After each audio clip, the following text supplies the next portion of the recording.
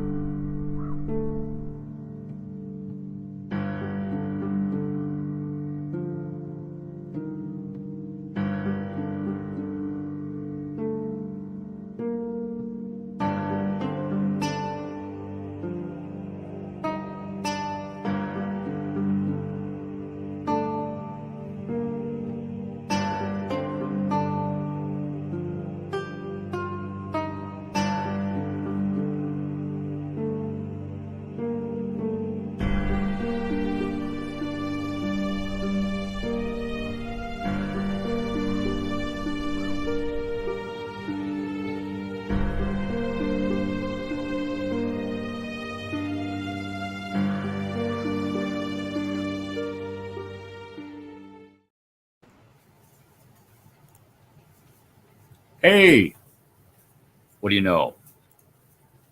I'm going to give it a minute to let people see that I'm on. Didn't advertise it. So I'm in the process of getting things shared out here, at least attempting to. And for some reason, it's not working. They changed YouTube, so I'm dealing with that. Hang on a second.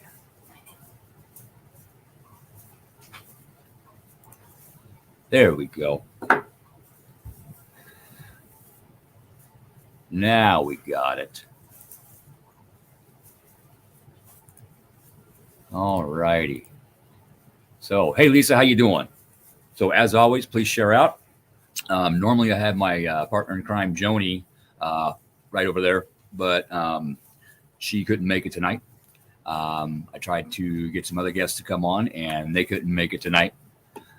So I'm just hopping on here to BS a little bit, I guess. Hey, Renee, thank you. Appreciate that. Hey, do me a favor. Message Michelle. And if you want to, see if she wants to. You two want to come on?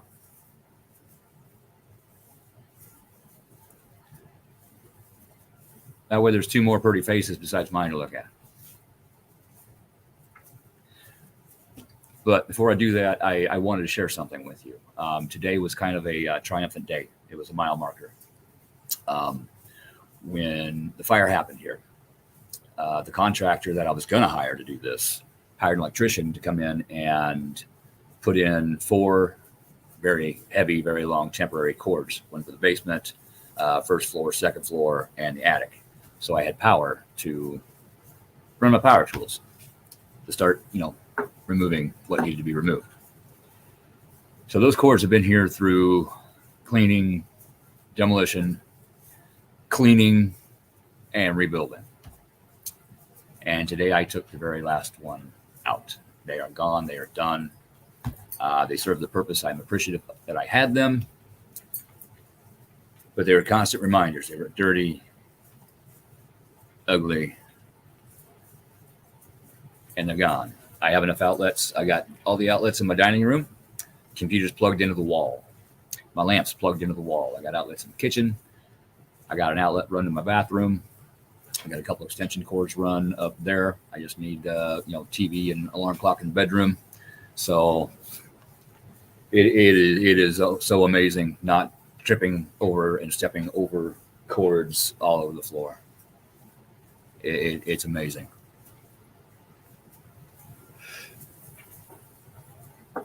What, the little things. A lot of things we take for granted every day, walking across our floor. Front door to the back door. Going upstairs, to your bedroom. I couldn't do that for a long time. So, okay, cool. So I've been paying attention to those little things, and a lot of times those little things, they get the waterworks going in a very happy way. See, almost, not quite. You almost got me. Let me shoot you a quick invite, Renee. Messenger. Come on, computer, you can do it. There we go. Boom. Sent. Sent.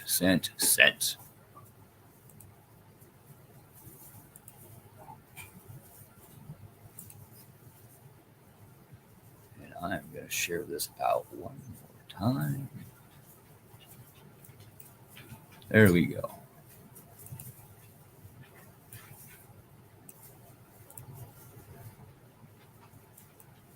All righty.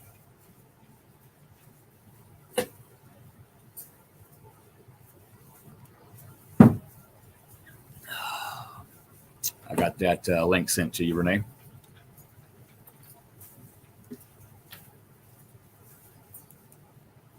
I am going to go ahead and invite Michelle.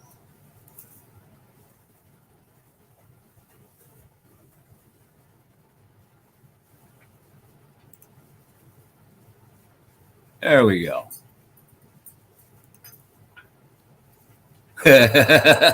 It's a thing. Mine's going a little slow too. Internet, but that's all right. At least it's working. I'm slow sometimes, but I'm still working. I want to mention this. We are now coming out of Mercury retrograde shadow period. All the retrogrades, they have a pre-shadow period and a post-shadow period. We are coming out of the post-shadow period. That is when what you learned during Mercury retrograde comes to play.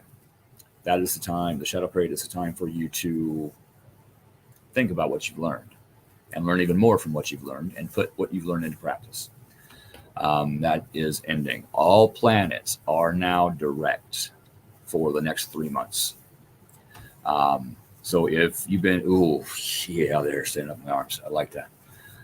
If it seems like you've been blocked, like you're just trudging along, can't get anything done, nothing works out, that's meant to slow you down a little bit. So you think, so you notice things and you think about them to teach you so you can learn. And then you get to think about what was taught and learned, and hopefully you learned so you don't have to go through this again next time.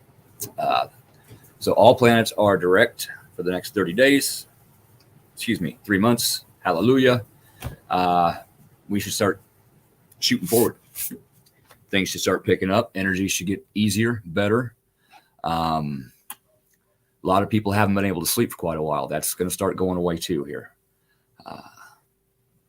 which is going to be a godsend. Let me tell you what.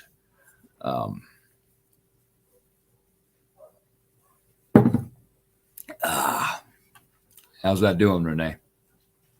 Lisa, how you doing tonight? Letha Campbell.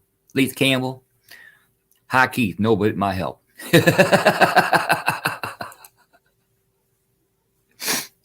Yeah, right.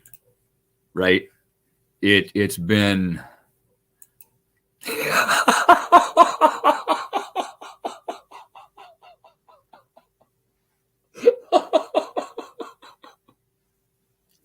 Apologies. Sorry, not sorry.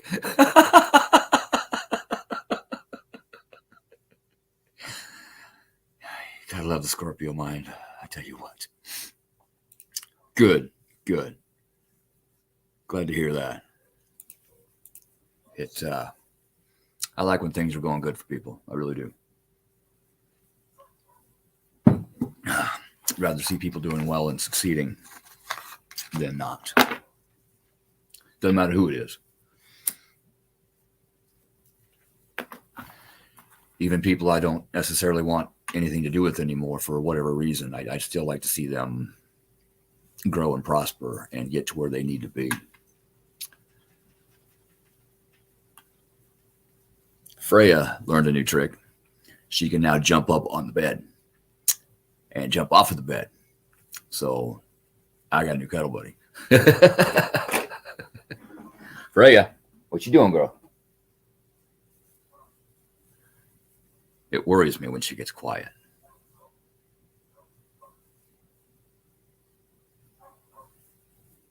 Freya. She's probably laying down somewhere. Renee, we gonna have to get you a new computer.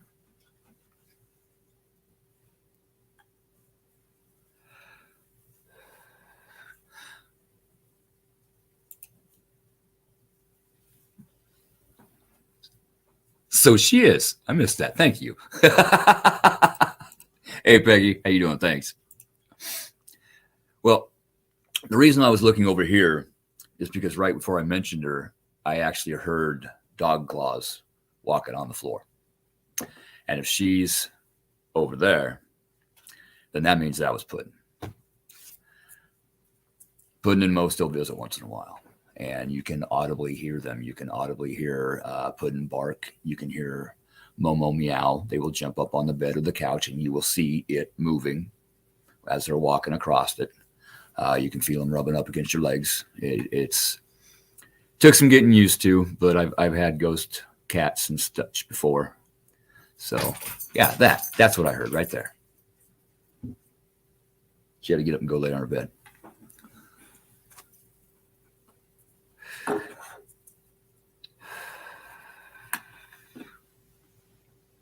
Hey, there you are.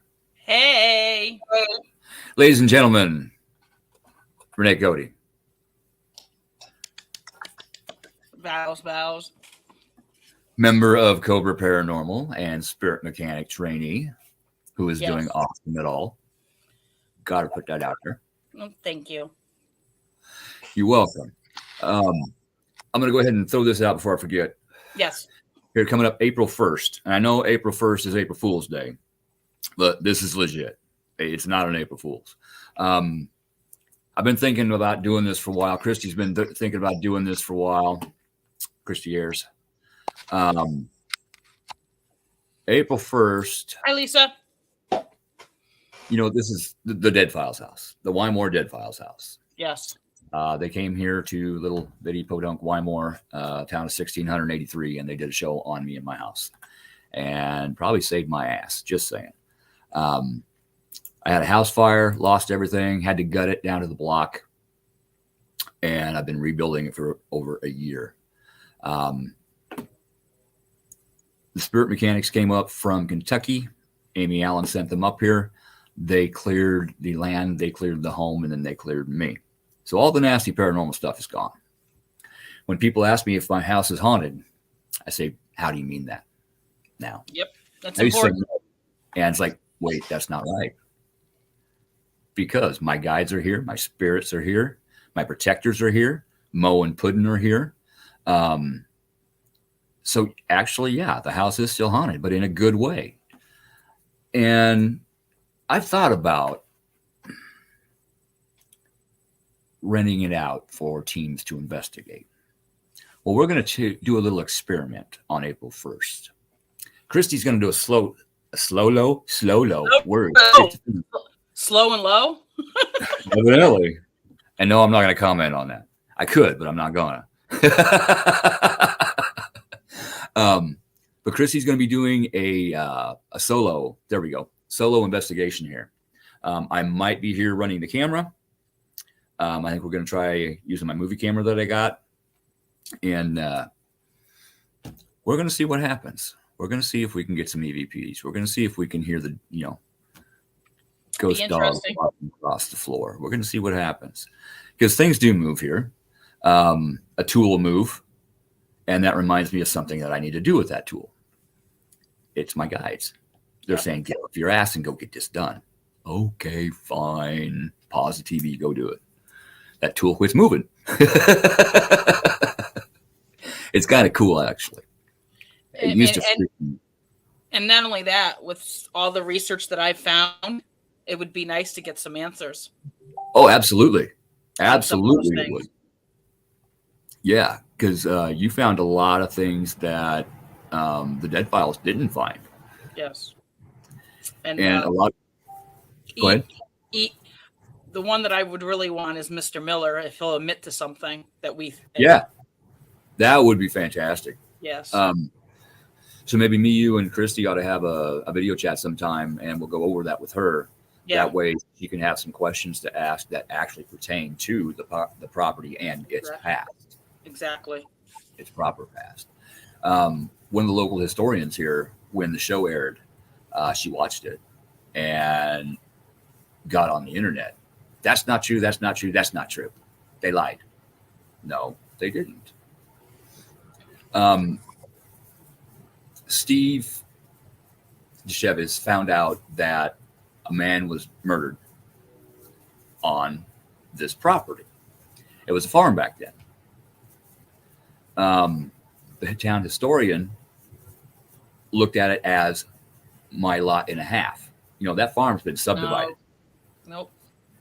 Originally, at that time when this happened, it was this gentleman's farm. So it was part of his property. Makes sense. So to him, it's still his property. So I corrected her, and she accepted that correction. There were some other things they said that didn't happen, proven true.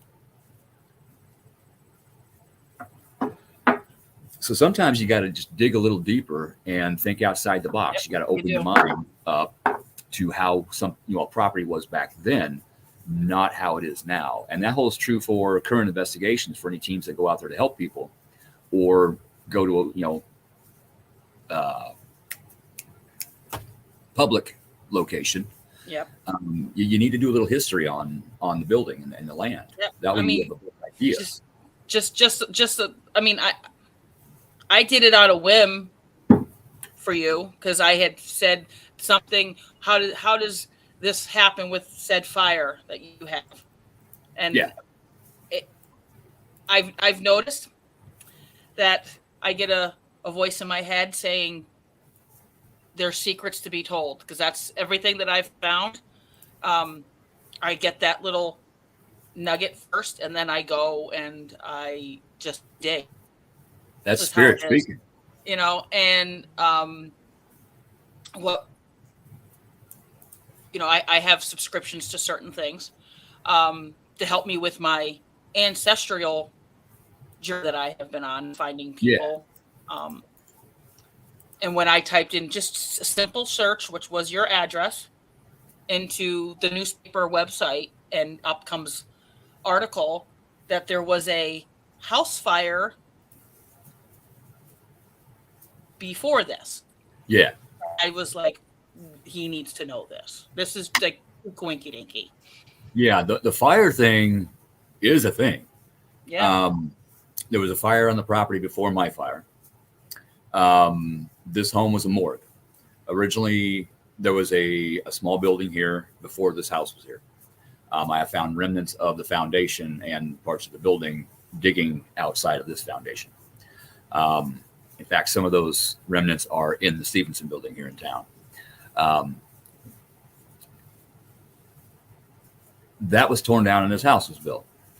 One of the guys that built, that lived in this home, ran the local morgue and also a furniture company. Because a lot of times, you need coffins, so you built your own. Why not build furniture too to help? And not only that, a lot of times back in those days, you held both jobs. You were a mortuary, you were an undertaker, and you also were considered a cabinet maker because you had to. It's not like today where a company has them that they're pre-made and prefab and shipped out. Back then, they would have to make them. Yeah, absolutely. Every single one of them would have to be handmade. And when Amy walked through the home, she saw coffins everywhere and didn't know why. And then Steve found out. The morgue, moved from here downtown. Yep. And then there was a fire that destroyed the building. So the gentleman moved his business here. When I first moved in, right around the corner here, going into the kitchen, right by the stairs, I knew there was a door there at one time. I knew it. I could feel it, but you couldn't tell. When I tore down, sure, there was a door there. They covered it up.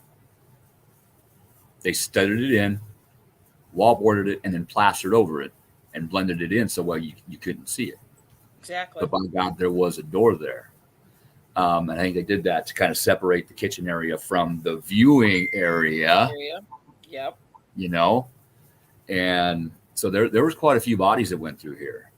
I can't remember the exact number, but there was quite a few. And then there was another fire. There's one body in particular that unfortunately I can't mention on here. If said person prepared, I guess is the right word. Yep. Yeah. Yep.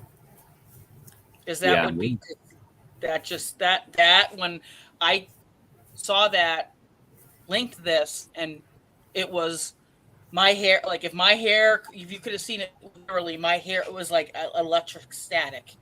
It was up and I was like, I could see it. I was like, oh, if I was in that town, I know exactly where the first thing I would go is downtown to, hi Lisa, to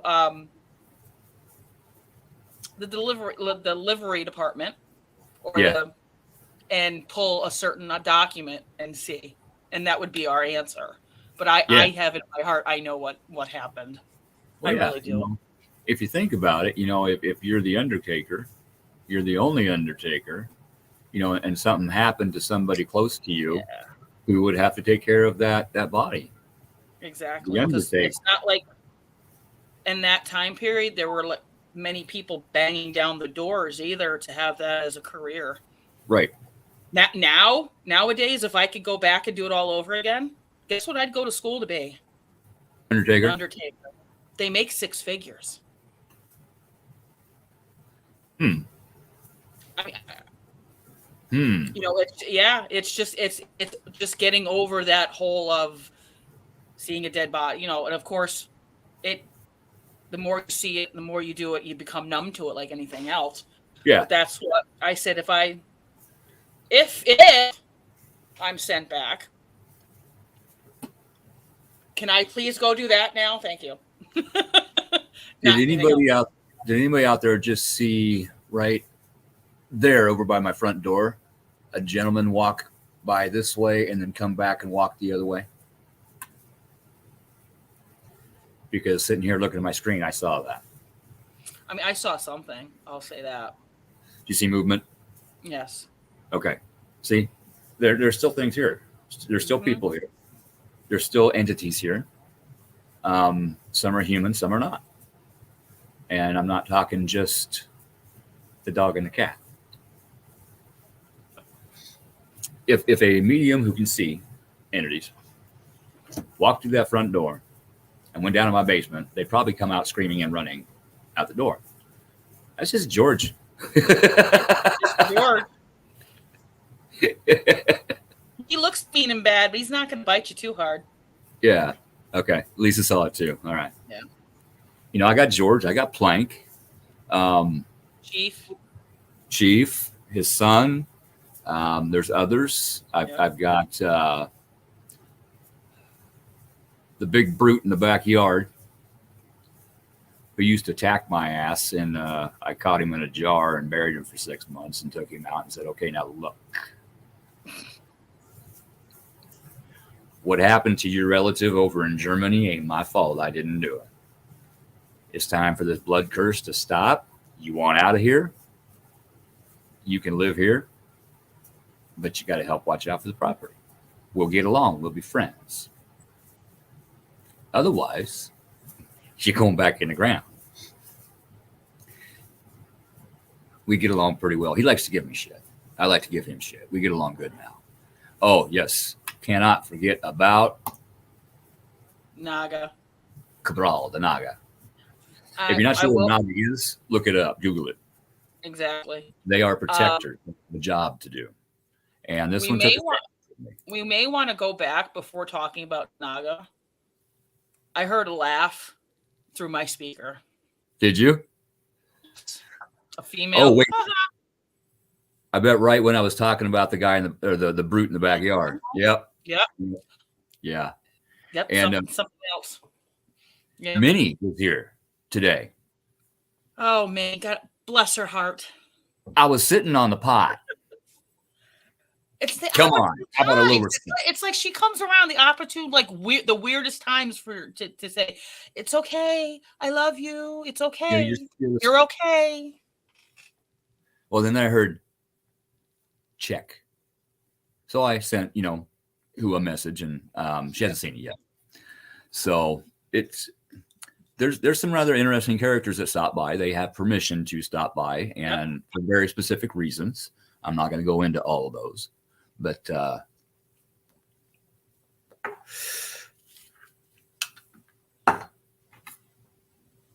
let's just say a couple of them have to do with Jack the Ripper. And I know that may seem weird after I went through all of that nasty paranormal stuff that damn near ruined my life, that I would let somebody associated with him or him into my home. But there are reasons. Yep. And we get along pretty well. Naga, yes. Whoa, oh my God. I'm going to grab my phone and shut my phone down. Isn't that funny? And who are we talking about? Mm-hmm. Jack.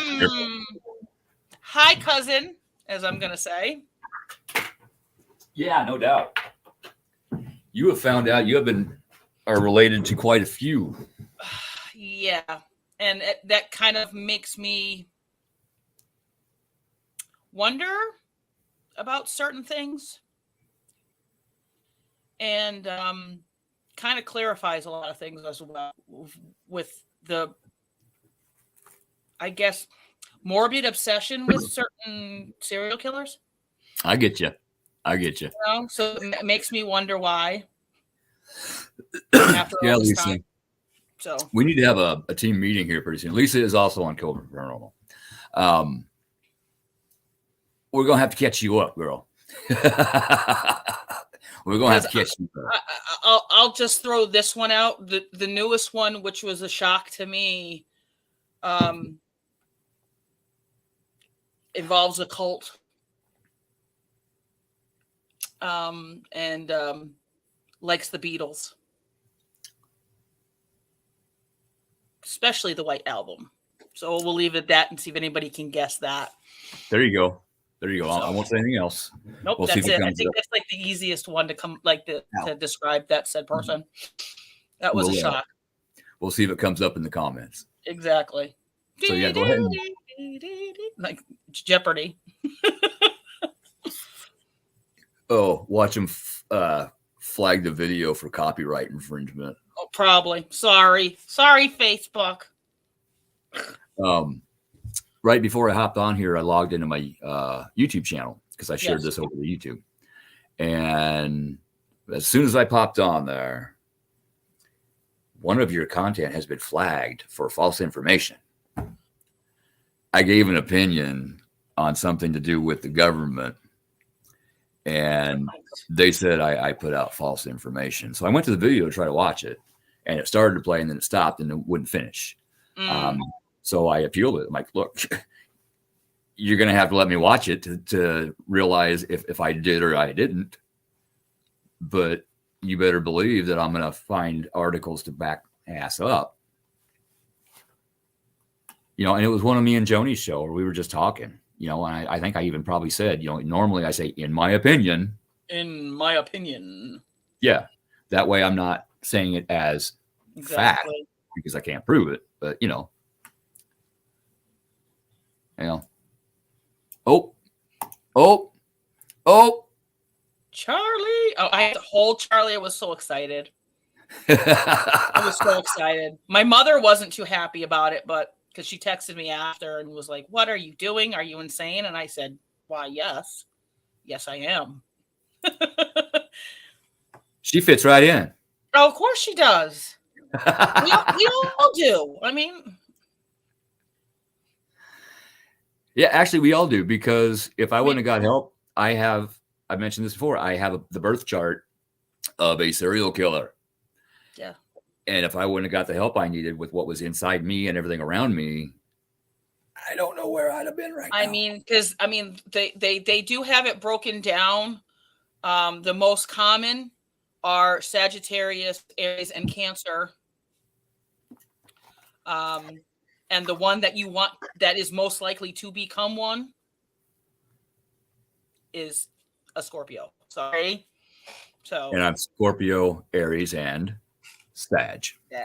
So you're the like trifecta, and I'm the trifecta of one. So that kind of makes me. And every once in a while, I get the itch to just type in a name and see if it works its way through my tree. There's some that I'm very thankful for, and then there's others that I'm not so thankful for. But I get it. It's okay. It could be worse. It could be worse. I mean, I have written on also another one. He reads audiobooks for the the blind, and he currently is incarcerated for a very long time. And he recently just had a stroke. I did write to him. He doesn't really answer letters all that much, but I did send a letter with a tree so you could see how I work to you. Said, hey, I am family. Just wanted to say hi. Thought it was like something cool and weird-ish, and see what happens. Cool and groovy. Just cool and groovy. The Otters Den, cool and groovy things. Exactly. So we'll see. Yeah, I doubt it, because he stopped writing about 10 years ago. So we'll see. We'll see. Give it time. Yep. He may change his mind. Might. As long as I don't show up in a cell, then it'll be okay. That wouldn't be good. No. Yeah, I've seen the look from the other side of those bars. I'm not going to say why, but it's not fun. It was a long time ago. I screwed up. We're human too. Mm-hmm. We may have gifts. And we still make mistakes. We're still flesh, so. Well, yeah, and it was part of my learning journey. Mm-hmm. If I didn't get busted for what I did, I'd have kept doing it. Like, here, learn. Okay. Here, baptized by fire. And it's like, what? Okay.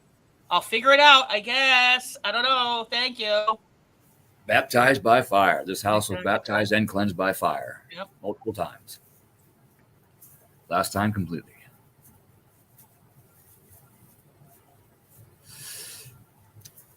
And you know how I know that I've healed from that?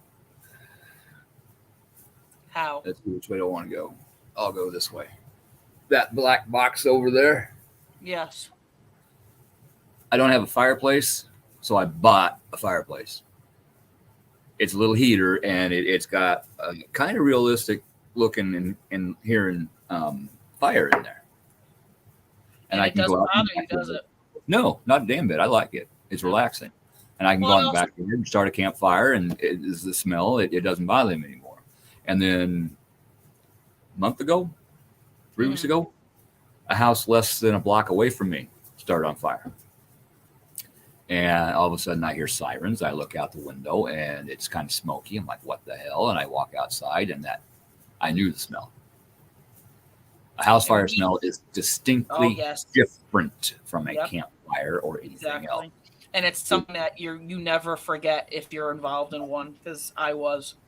So I have like a bloodhound nose, and I go, that's fire. That's not normal. That's not campfire. Let's get your weenies and roast and make some s'mores fire. That's a rip-roaring, raging fire.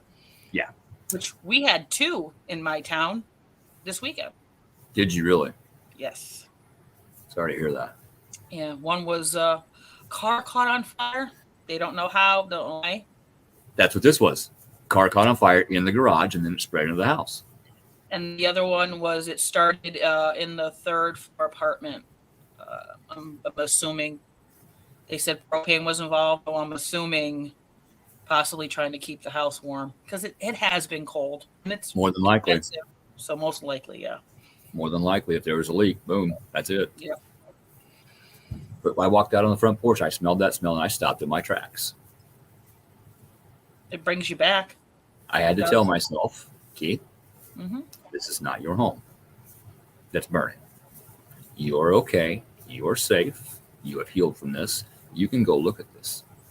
So I walked out and I looked. I watched. I was okay. I felt sorry for the people there. And if I had still had my funds, I probably would have walked down and offered to put them in a motel and whatever I needed to do to help them. But I couldn't do that.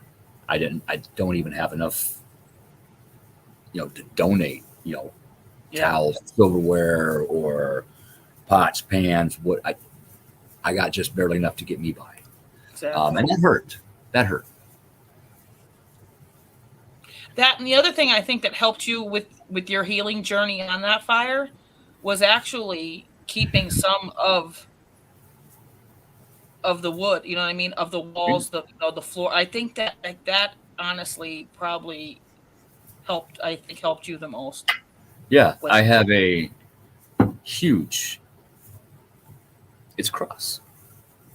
You can't explain it any other way. It is charred floor timber from right here.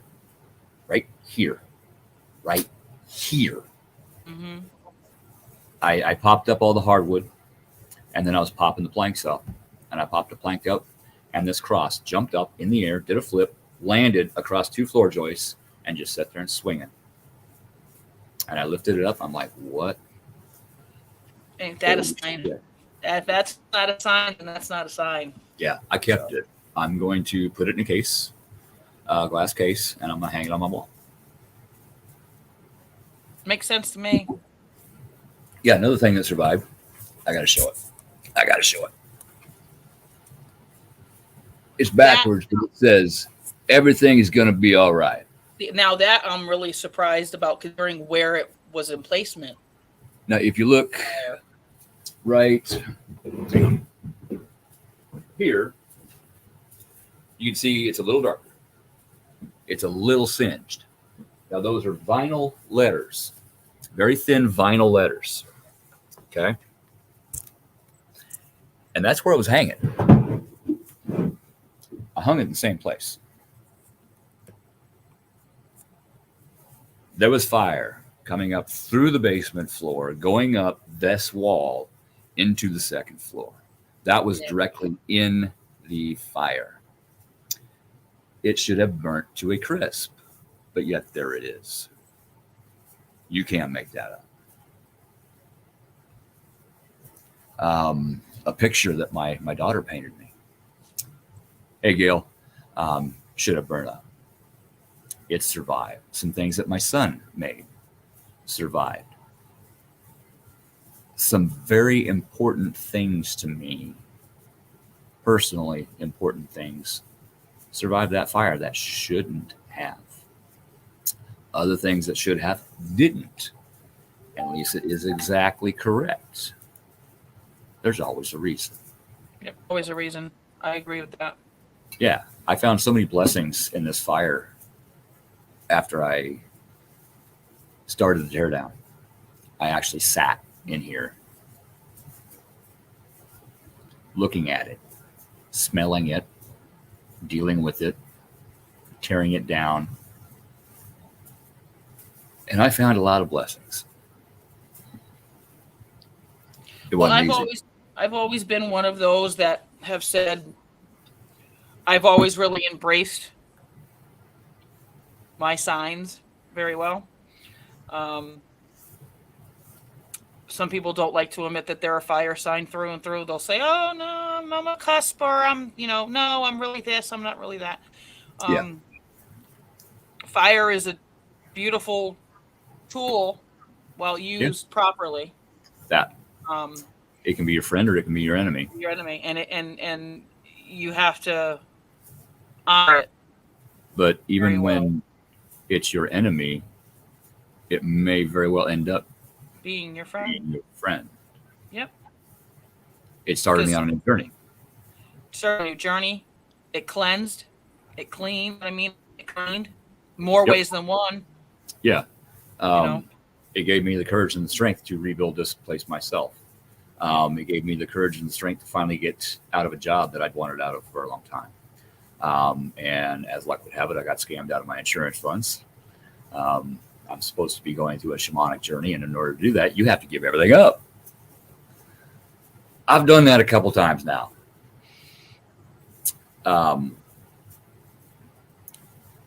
But that led to a much better job that I start here very soon. So I am very thankful for that. Better pay, better, I actually get benefits. Yeah. It's going to be a win-win situation here very soon. So I will be able to co-support this home. Notice how I put that. Yep.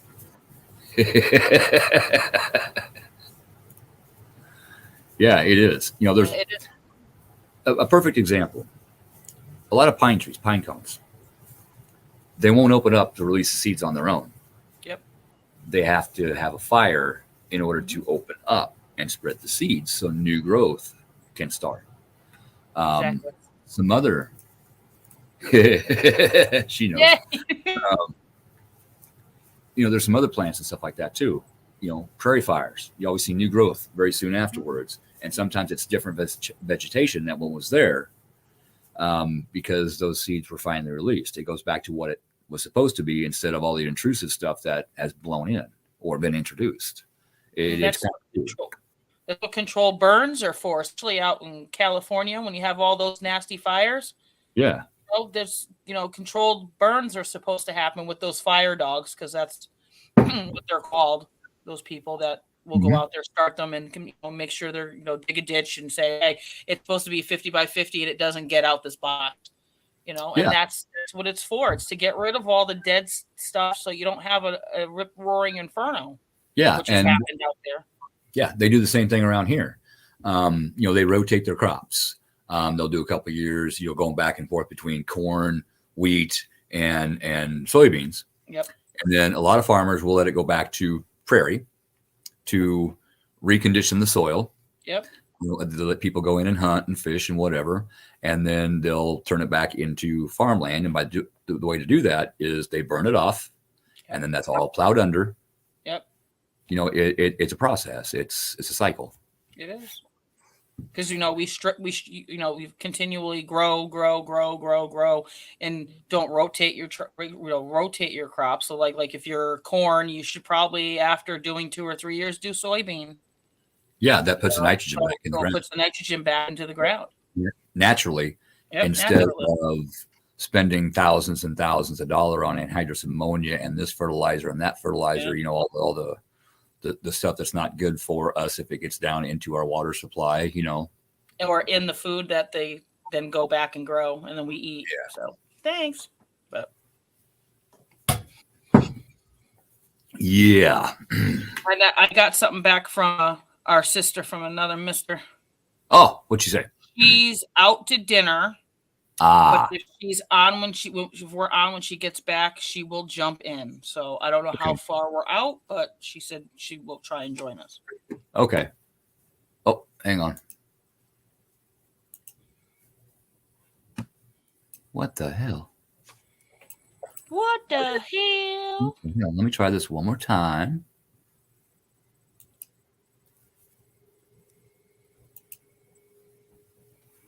Are you freaking kidding me?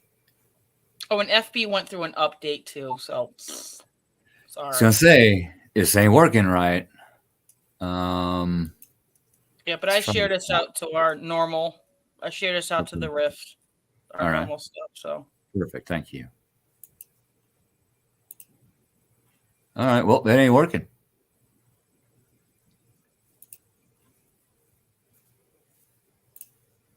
Lisa, I was going to send you an invite and have you jump on, and talk a little bit about. Oh well, got to be on PC. Can't be on phone when it's StreamYard. Well, it's actually, it does work with phone if you do it the right way. Does it? Yeah. But it's not even letting me send the invite via Messenger like I did you. Yep. Ain't letting me right now. It let me with you, but it's not letting me with her. And I can have up to 10 people on here. I wonder if it has anything to do with it. Maybe. Maybe. The witch doctor. Gail, I used to be visited by my grandmother's sister who died in a fire when I was young. It happens, yeah. Yep. Yeah. It's a thing, you know. We deal with the paranormal. The paranormal deals with us. Yep. We got to find a happy medium in order to get along with them, you know. And what a lot of people don't think about is the good spirits that were here went through a tragedy as well. Yes. They went through a fire. They lost a home. And that's actually why I'm rebuilding it very close to exactly the way it was, out of respect for them. Makes sense. You know, yeah.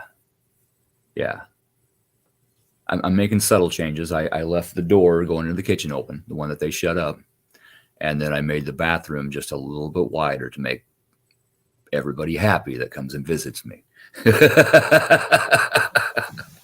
Because when they built the house, there was no plumbing in here. It was a closet. A large, you know, for a closet, it was a large closet. And they made that into the bathroom. Well, by the time you got a sink in there and a shower in there and a toilet in there, you had to almost turn sideways in order to get by the sink in order to sit down on the toilet. Now you can just walk in, sit down, and be happy. Exactly.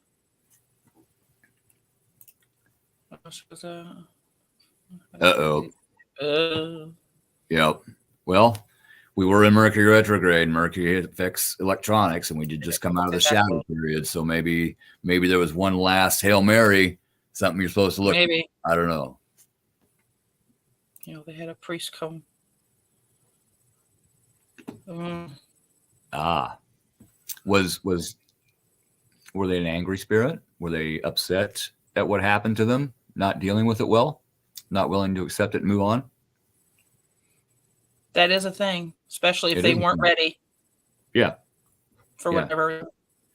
And that is how one of the things that was here was a wraith. A wraith is a human spirit that has lost their humanity.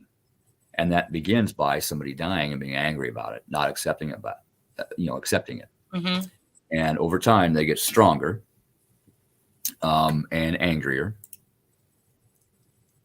Oh, gotcha. Gotcha. That is a thing too. And the stronger and angrier they get, they start to lose their humanity. And then when they do finally lose their humanity, it's basically like a human animal spirit with no morals, no nothing, just anger. And they are not nice things to deal with.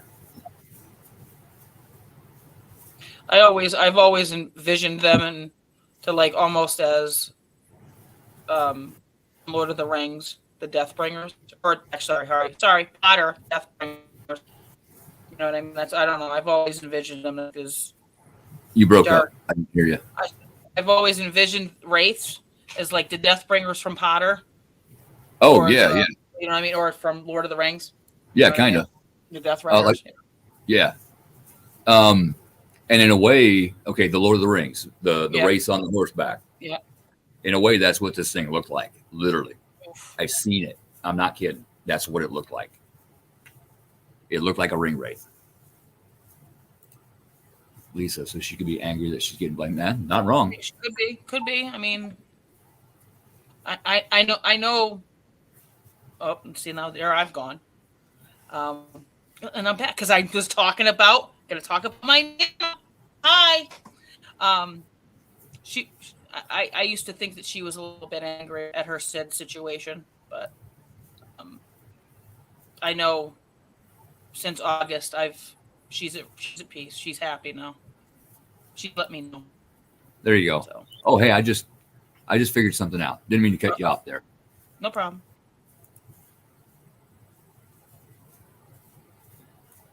if I pay attention to the small details, life would be a lot easier. I had switched to the Cobra Paranormal page, which takes you off of your page now. Yep. So that's why it wouldn't let the messenger invite go through. So now let's try it. It's the little things. It's the little things. You got to pay attention to the little things. Oh, there we go. See? Oh, Gail says I had protectors. I had a big brown bear and a small white wolf. Oh, yeah. Spirit animals are a thing. Spirit animals are a thing. I have one that's a 3-headed wolf.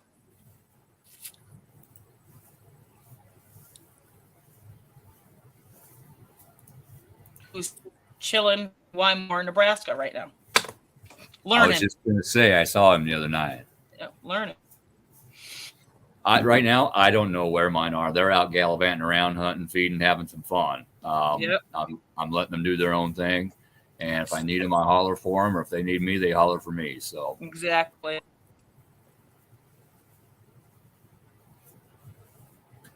Blank's here. George is here. Naga's here. Others are here. I'm good and safe.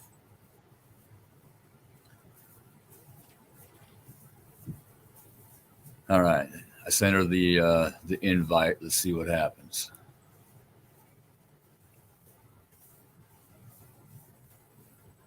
And Lisa, in order to accept the invite on a phone, when you click it, it might come up the screen with like 3 bars. Hit the 3 bars, and there'll be an option. You'll probably have to type your name in, hit connect, and then you'll show up here, and I'll click you in. Is that a wand? It's a wand, but it's my pen. It's my research pen. I love it. You know why, right? Because I'm conjuring spelling, and I'm conjuring answers. So I said, why not? Why not buy a wand pen? Why not? That would be a good pen to use when you're writing down your spells. Exactly. And if it won't work, Lisa, that's fine. I understand. I just thought you might like to come on and BS for a minute. It took forever for my stuff to work. Then again, I'm like, I'm wondering why. Somebody doesn't want me on.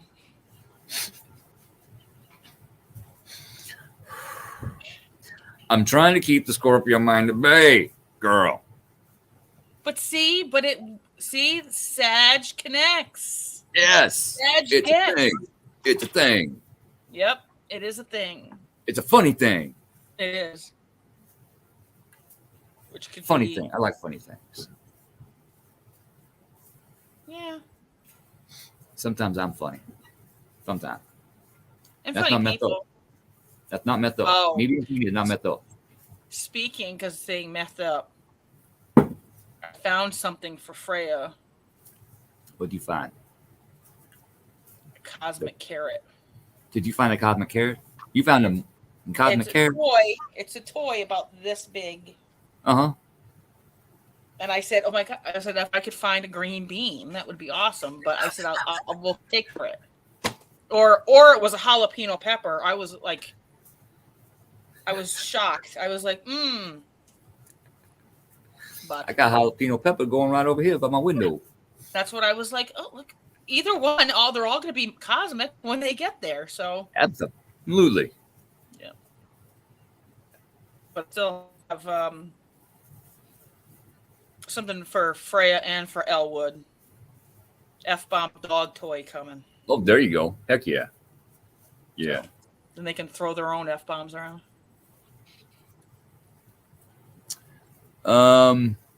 Lisa, it's saying they will need to connect their mic and cam before you can add them to the stream. So say yes. Yeah. So allow it.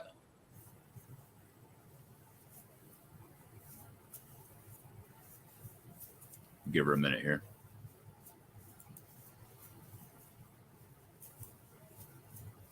We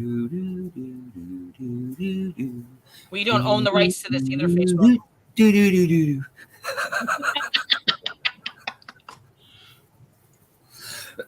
Excuse me. Keeps denying the mic and cam. What's that? Lisa sent a private chat to us that it keeps denying the mic and the cam. Oh, gotcha. Oh, I see it. Yeah. All right. Well, we tried. Tried. All right. Well, wonder why. Must be something I'm raising. I don't know. Exactly. Too many wild and crazy people in the Otters Den. That could be. Could be. That could be. Too many COVID paranormal people in one spot. That can get dangerous. That might be too. But I think that's a great idea, that what you're going to be doing with the house, and Christy. I think that's. We'll see what happens. Because that's one of the questions. No matter what show you go on, it's always what episode. What episode is that? It's what season. And I'm sure people drive by or have driven in the past and probably now, is that the house that was at the house? Oh, there's still people that drive by real slow with sink down in the seat with the camera up. Like, I don't want to see that I'm, I don't want to let them see that I'm doing something. Yeah. Yeah, it's funny. It doesn't happen quite so much anymore, but there are people that still stop and take pictures. Yeah. I had the local football team, from the high school. They jog up and down 11th Street because the school is also on 11th Street. Mm-hmm. And they go up to the park, the practice field every day, jog up, jog back. And I had one guy, I was going out to check my mail, and he's like, I saw you on TV. I'm like, yeah, you probably did. Can I have your autograph? I'm like, yeah, bring a pen and paper. He's like, cool. Yeah.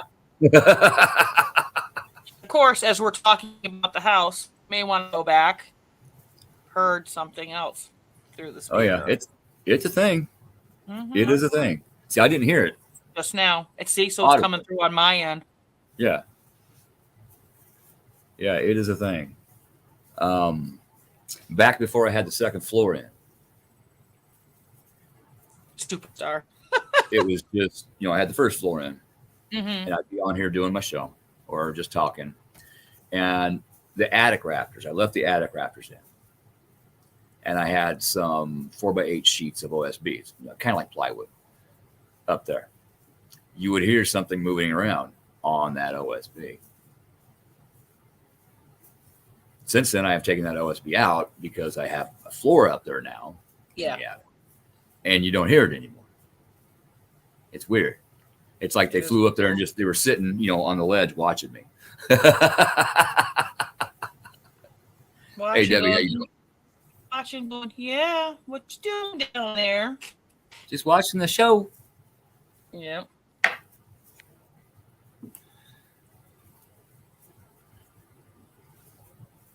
So for those of you that don't know, it was Dead Files, season 10, episode 11. 11.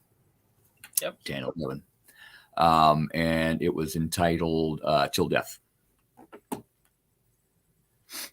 And if you notice on the scroll here, I'm just going to throw this out real quick. You'll know a GoFundMe donation and my PayPal address. I recently got scammed out of my insurance funds and ended up $5,000 in the hole in my bank account, which they naturally shut down. And being unemployed at the time, because I had enough to not work for 3 years and rebuild my house and write my books, and get to where I wanted to be in life. And then that was taken away from me. I'm almost there. Almost there. I got another week or two to get by until I start my job. And then a week or two till I get my first paycheck. Once that hits, I'm going to be fine. It's just getting to that point because I am out of gas money. I'm out of this money. I am out of everything. And I got food. I'm good there. But, you got to put gas in the tank to go to job interviews and, go to the store and go get house parts, which I can't afford. I'm using old stuff right now temporarily that I saved and brought down from my old haunted house in Beatrice, just to get by and get it done. Oh, that'll be interesting for April 1st. Right. You just like you almost double charged the house. Yeah, but I just need a little more help to get by until then. I'm trying. You know, I'm doing DoorDash. I signed up for unemployment. There's some kind of issue I found out today. I should have had 3 checks by now. They ain't here, and nobody can figure out why. So they gave me a special number to call tomorrow. Oh boy! And oh my God, the unemployment website has so many glitches. It is crazy. Yeah. And they kept telling me I was nuts. No, there's no issues with this. It's something you're doing. So I drove to Beatrice and walked in and sat down with the guy and said, okay, let me show you. And I did. I showed him. And he's like, I'm like, do you see now? Exactly. Okay, try this. Okay, didn't work. Try this. Didn't work. I've tried everything I can, man. You know, I've sat multiple times, 3 to 4 hours trying to get this stuff put in. You're telling me I didn't get it put in when I showed it. I finally got it put in. It didn't save. It wasn't there the next day. And you're telling me I'm screwing up. No, your website's screwing up. And he finally saw it. And so they just went in and manually repaired it. So, you know, I qualified. But the second week, I had it, and you know, then something took it away, and it was too late to repair it. I didn't catch it in time. But now they're saying there's other issues, so I don't know what's going to happen with that. But you know, one unemployment check would get me by for the month that I need until I get my first paycheck. Yeah, exactly. I just need a little help. I don't like asking for help. You can ask her; she will tell you. That is true. That is verify true. that. Stubborn. I have rebuilt this house myself. Sometimes I tore it myself. I rebuilt it board by board, screw by screw, wire by wire, pipe by pipe myself. Sometimes I wonder if there's any Taurus anywhere in you. I'd have to check the chart, but there's probably some Taurus in there. There's got to be. Stubborn. But my grandma was stubborn. My mom was stubborn. My sisters are stubborn. Yeah, it runs in the whole family. It's genetics. I'm going to say that. Yes. Oh, Debbie, I hope you get rid of that. Cold stock, I know they do. Elderberry. Yes. Elderberry extract, elderberry gummies, elderberries, ginger. Ginger, honey. turmeric, garlic, fresh garlic.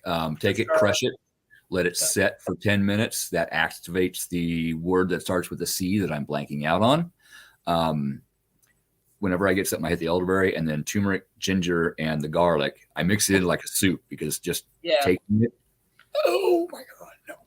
Yeah, well, it's not the one that I was going to say. The garlic I can handle. It's the ginger and the turmeric that just. Yeah. Then if it's really bad, and you got a really bad nasty cold, black radish, which is really hard to find, you boil it with some honey, and then you drain it, and you leave it on the counter for 24 hours, and that'll actually help and break up any phlegm and stuff that's in there. Oh yeah, the congestion. Yeah. That makes sense. Yeah. It tastes like eating black licorice, like a pound of it, but it is what it does. It works. That's something I could never handle is black licorice. I just never acquired a taste for it. I mean, you could put some sugar, like a little sugar into it, and let it sit and just cool off, and you can drink it for 24 hours, and after that, you just got to toss it. I got you. I don't know. I said toss after 24 hours, so I did so. It's one of those home remedies from the 1920s, 1900s. Yeah, they knew stuff back then. Of course they did. They had to. You didn't have an apothecary or a pharmacist, on every corner, and Right. like your nearest neighbor back then, especially like in Maine, and I'm sure in Nebraska because it's all corn. Yeah. Could be 50 miles down the road before Yeah, absolutely. and the doctor only came into town, because they make their rounds, so, maybe once, twice a month. So you needed to know what works. What to go out and gather and use. A prime example, my grandma Haygood, I got ringworm. I got scratched by a cat and got ringworm on my leg. And the stuff that the doctor gave us didn't work. So she went out in her yard and she starts, looking for stuff and plucking stuff and, and she takes it and goes inside and puts all of it into a, a pot and starts boiling it, and adds some other stuff. And what she made looked like the stuff in an Oreo cookie. The stuff, the white stuff. Yeah, the cream puff. Yeah. And so she put that on there, wrapped it, and within a week it was gone. She knew what to get. I wish I would have paid more attention back then, but no, I had to be a kid and a teenager. They tried to. You can actually Google. You can Google some of the stuff because there were things that I remember. I remember my mother and me. My mother stepped on a nail when she was like 7 or 8 and it infected pretty bad. Yeah. Grandfather, witch hazel, went out and got pine, and the pine sap, and it made it into like pine tar with the witch hazel, and it smelled like.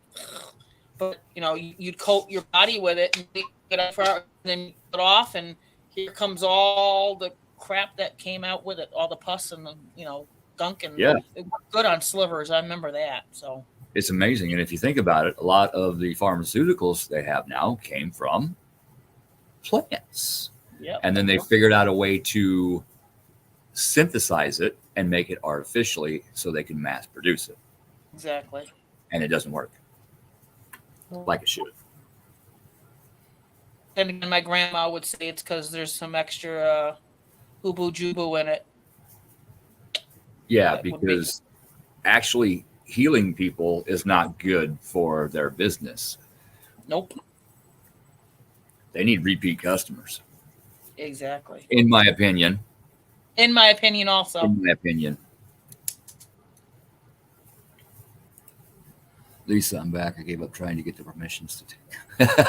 Yeah, it's a thing sometimes. Sorry. We tried though. We tried. Yep. Maybe sometime we can, just have a practice run and try to get the settings straight. Exactly. Because I know the first time I jumped on my phone when somebody else invited me, I had issues. And it took a while to get them figured out. And then once I did, though, and I learned the process, it's like, okay, boom, boom, boom, boom. Hey, how you doing? Yep. Look it's my pretty face. I'm here. Exactly. Now you can't get rid of me. Oh, you're stuck with me. I ain't getting rid of you. Oh, same thing. You and Kelly's stuck with me. Jacoby goes, I said, hey, I got a surprise coming soon. And he goes, what? And I went, guess. He goes, Uncle Keith? I went, wishful thinking. And he's like, Uncle Steve? Uncle Brian? Wishful thinking. I gave up. I didn't tell him. He's upset, but Shinedown's coming in April. Oh, hell yeah. Congratulations. So we're gonna go back. And they're with 3 Days Grace, which is another good band. Oh, that'd be good. That'd be good. That's a nice weekend because we're gonna go see a Pink Floyd tribute band. Oh, that'd be nice. He's starting to branch out with some music. Nice. So. Yeah, you got to teach them while they're young. Me and Shannon were actually just talking about trying to find another Shinedown concert to go to. Well, they just released. Here, I'll Google it. They just released their. I I guess they're going to call it their spring jaunt. Their what? Their spring jaunt is that they said, oh, we're going out for our spring part of it. And they have to. Let's see. Yeah, I got to take her to a Cheyenne concert, and I got to take her to a Trace Atkins concert.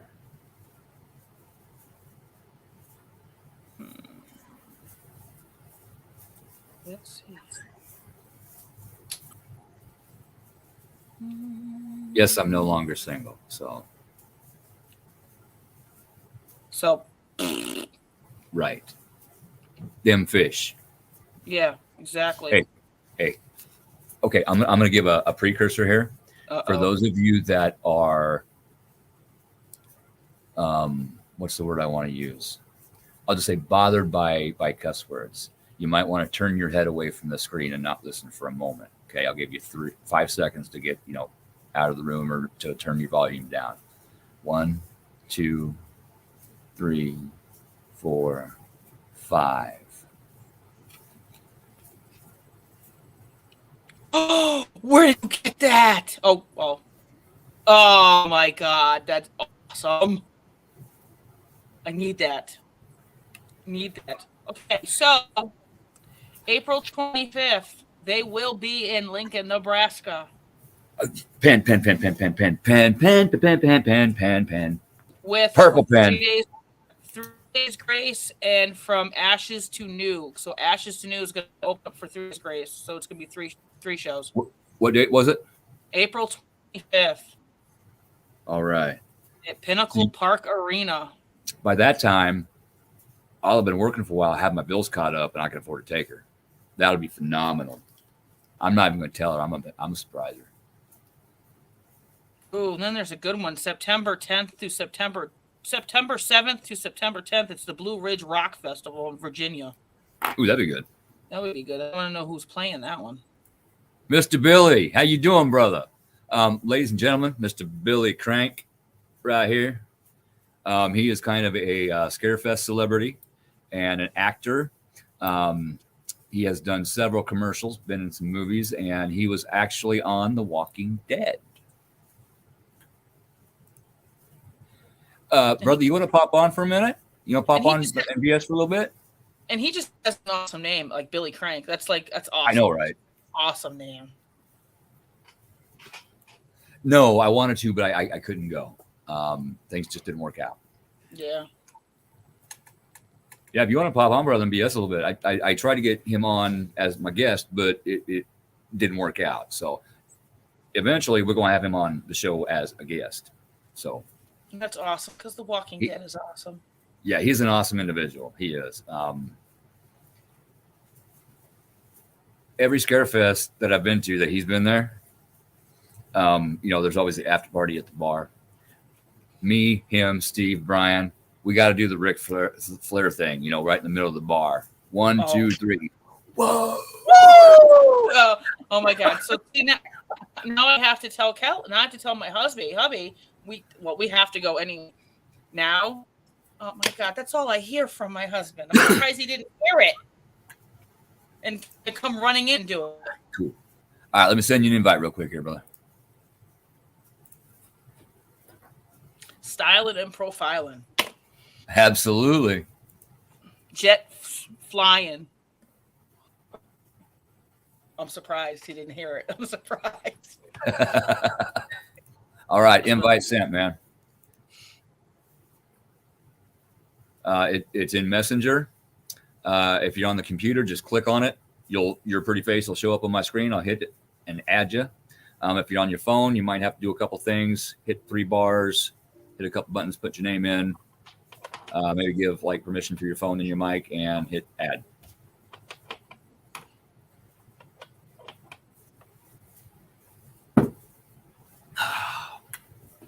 Fun times.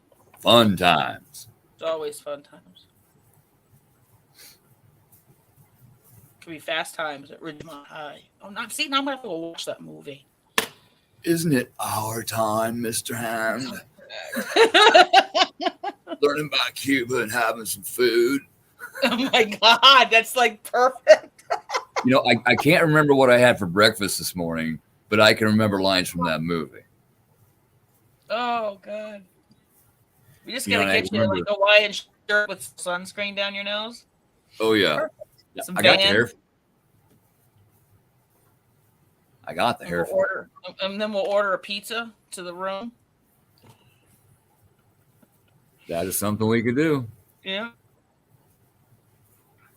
And come hell or high water, I will make it down to Scarefest this year. That is one thing I'm going to tell my new employer when I start.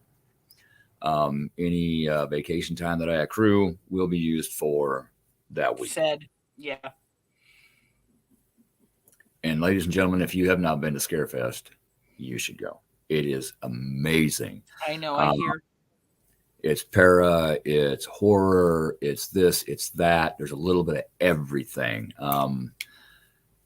The guests and the stars that they have are amazing. The booths and the vendors they have are amazing. A lot of times they have the spirit mechanics speak. We get up, we get to tell stories, and it's phenomenal.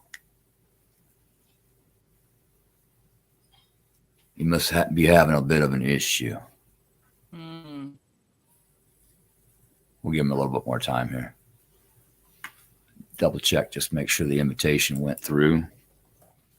Lisa goes, I'm going, already warned the boss. Awesome. See? Now, Lisa, me and you need to get somebody else on the bandwagon. And then we could say, look at this shit. It's all Cobra in one spot. Well, this year, I'm going to have to spread myself a little bit around. Yeah. Because not only will I be working the Spirit Mechanics booth, I will also be working the Drunken Oracle booth.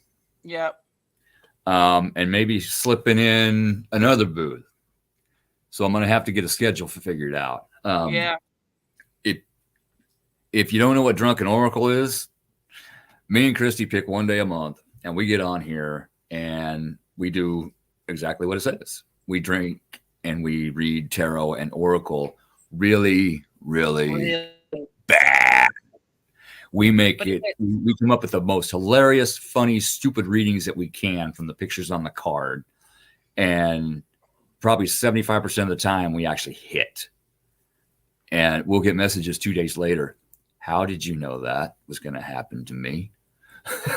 And we're just being funny. We're making people laugh. Exactly. We started this, when COVID hit and everybody was stuck in their home and depressed. It's like, how can we help people? What about drunken history? Christy says we can do oracle cards. Cool. Let's try it. And we're actually getting a pretty big following. And we may have permission to do it live from the Scarefest floor this year. I got to get with Wes.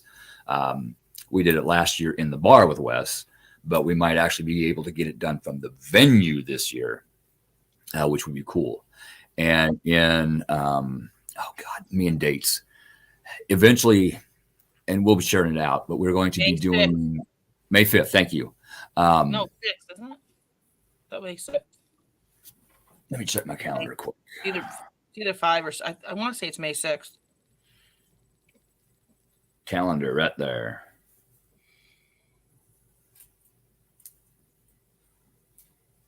May 6th.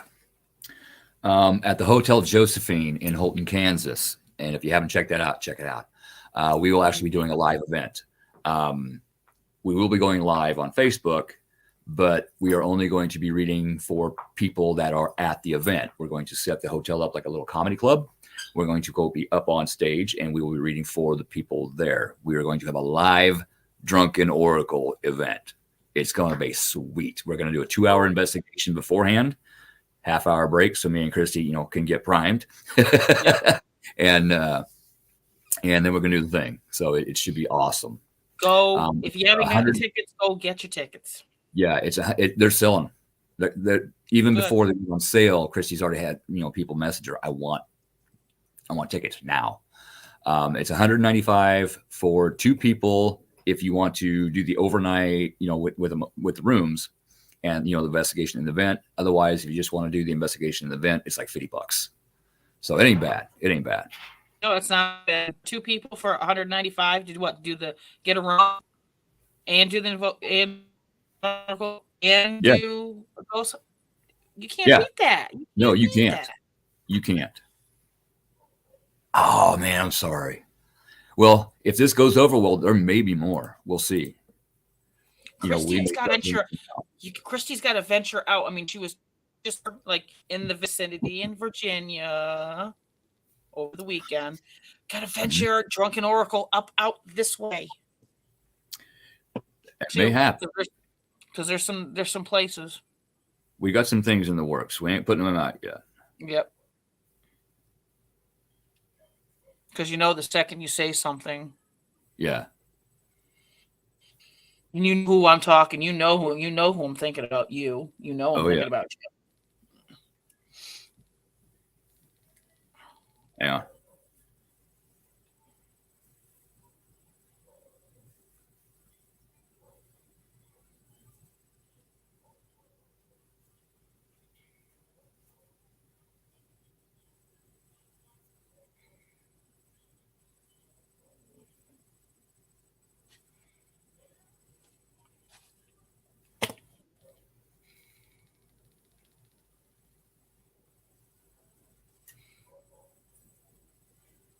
All right. Evidently, Billy had some issues, so that's all right. I'll get him on here. We'll do a guest show.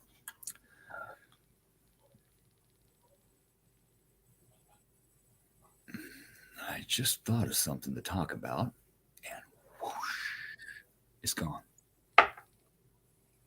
It's gone. That's how it happens.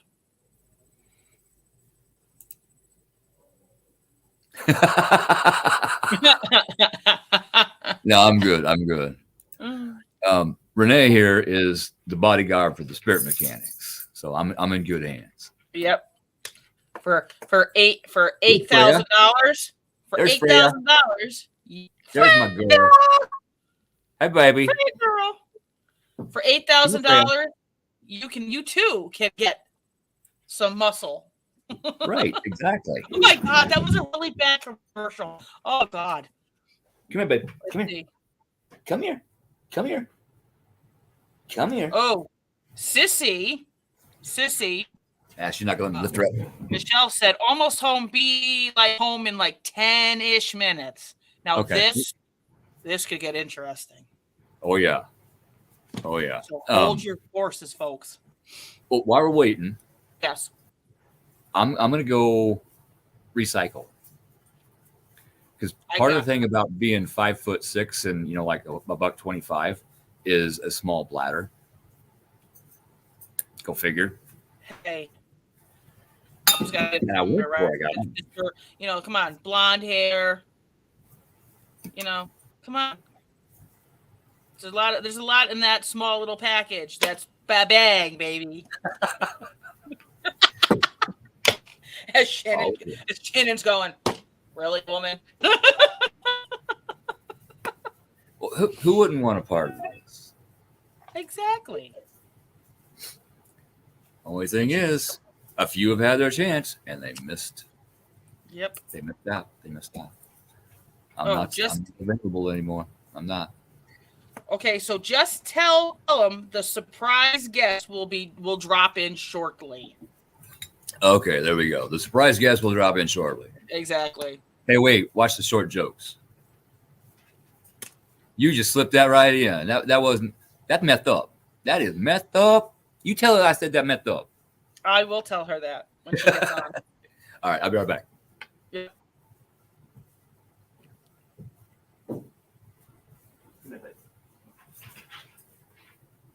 So this should get interesting. You were getting heavy. Three amigos. I got a hold of her. This is Freya. She's huge. How old is she now? Oh, she's heavy. She's 6 months old. Oh my God, woman! She's a big girl. Oh, good kisses. All right, I'll be right back. Good girl. But Dad, what the hell? And Lisa, your nickname's Runt. I have this funny feeling that I'm like the biggest one of the group. But hey, it's okay. Oh, I love Frey to death. She's a great dog. She came right at the right time for Keith. So, but how is everybody else out there? Is everybody's Monday gone halfway decent?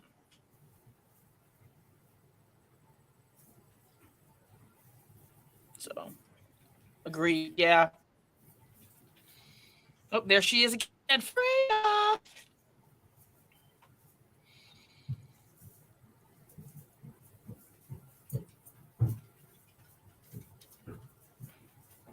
Freya walking around. Yeah, she did, huh? Camera shy no more.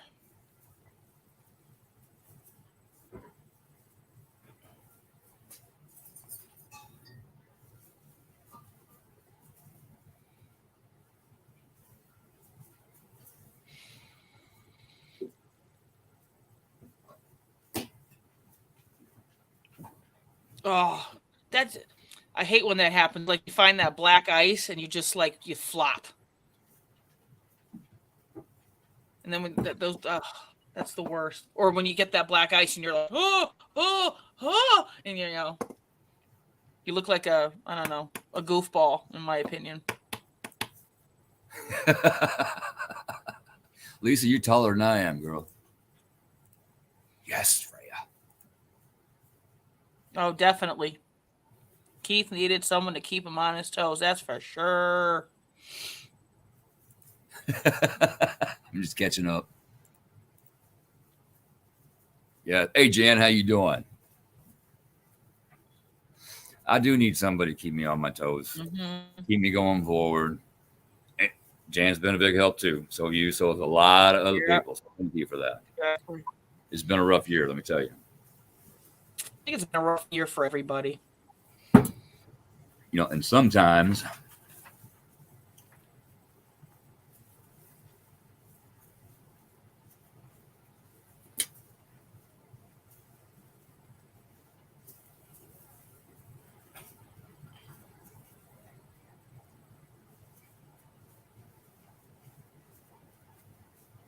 it wouldn't let Billy on his phone either, so he's switching to his tablet. So he's still trying.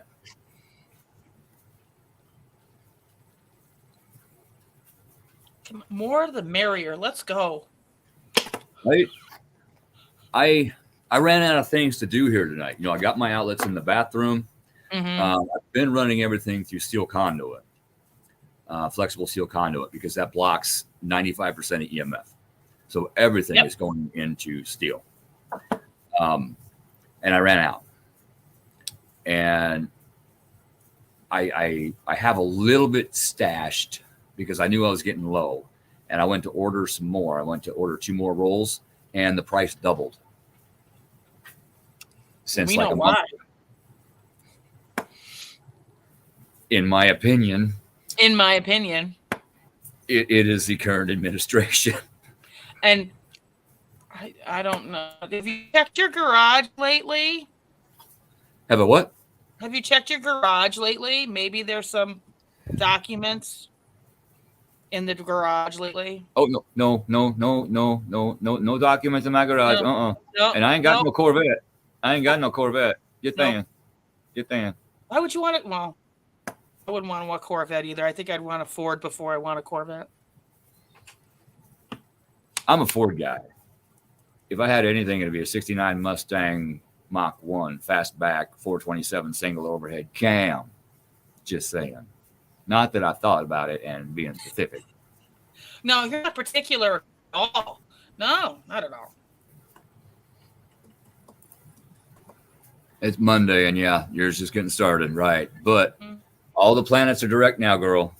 It's forward movement. We got this. Yeah. Sometimes you just have to say if I had. Yes. What the? What? Exactly. What the? So, that little plastic that I had, it broke. So. It broke? Oh, shit. Yeah. So let me get over here and get the name, because I'm bad with names. It's messed up. A woman by the name of Robin Ryan Yes. made these up and sent them to Christy. And I'm like, oh my God, that's awesome. I need those. So she makes them up and sent them to me. Now, well, thank guess you what? Watch this.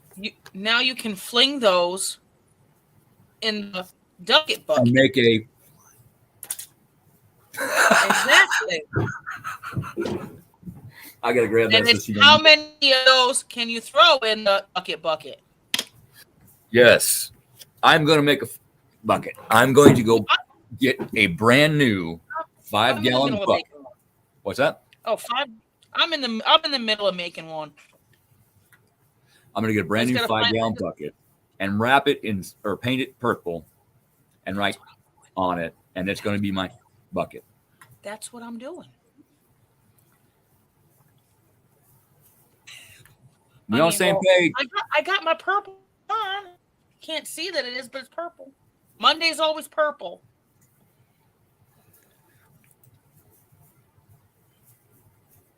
Agreed. Yes, agreed. Wholeheartedly agreed. Yeah, Lisa. That Now I'm gonna be stupid. That's not Eleanor, is it? No, Eleanor was a like 65 or 66, I think. Like I said, I'm Chevy, just not a Corvette. A mock fishing bull. I like that. See? Yep. Oh, dude, yes. Hey. Yes. What's up? Brother, I made it. Man? Ladies I figured out how to do it. Mr. Billy Crank himself. Hey. I love the hat. Hey, thanks. Hat. I love the hat too. How you been doing? I'm doing all right, man. Good. Still trucking, still doing auditions and trying to get roles that I like and want to do. It's cool. It's a rough biz to break into, man. I hear you, man. And when I first heard you got, on The Walking Dead, man, I was so proud of you. Oh man, I was sitting there on the curb on the set looking around like, man, I can't believe I'm here. This is crazy. It's like, you watch a TV show and you're like, if I was there, I would do this or that. And I was sitting there on the curb looking over here at Daryl Dixon and over there at Negan. And I'm like, oh, yeah. God, this is crazy. But awesome experience, man. I was able to make some good connections and new friends. And it was great. Awesome, man. I'm happy for you. I am happy for you. A lot of people may not know of a very famous person that you are related to. You wanna explain that? Know what I mean, Vern? I do. And this is the one. This is who you were I'm telling gonna me be I'm gonna be on a podcast. I'm sure I'm gonna be posting it, but I've never done this kind of interview before since all the Ernest stuff went down around between 2013 and 16 or whatever. But there was a little bit of drama in all that mess, and but I've never explained to everybody in detail what has all happened. And in between time, or like from then to now, Mr. John Cherry III, John R. Cherry, he's the director of the Ernest movies and one of Jim's friends, Jim Varney's friends. He passed away. He had Parkinson's and stuff. So, but before that, I was cast to play his son, and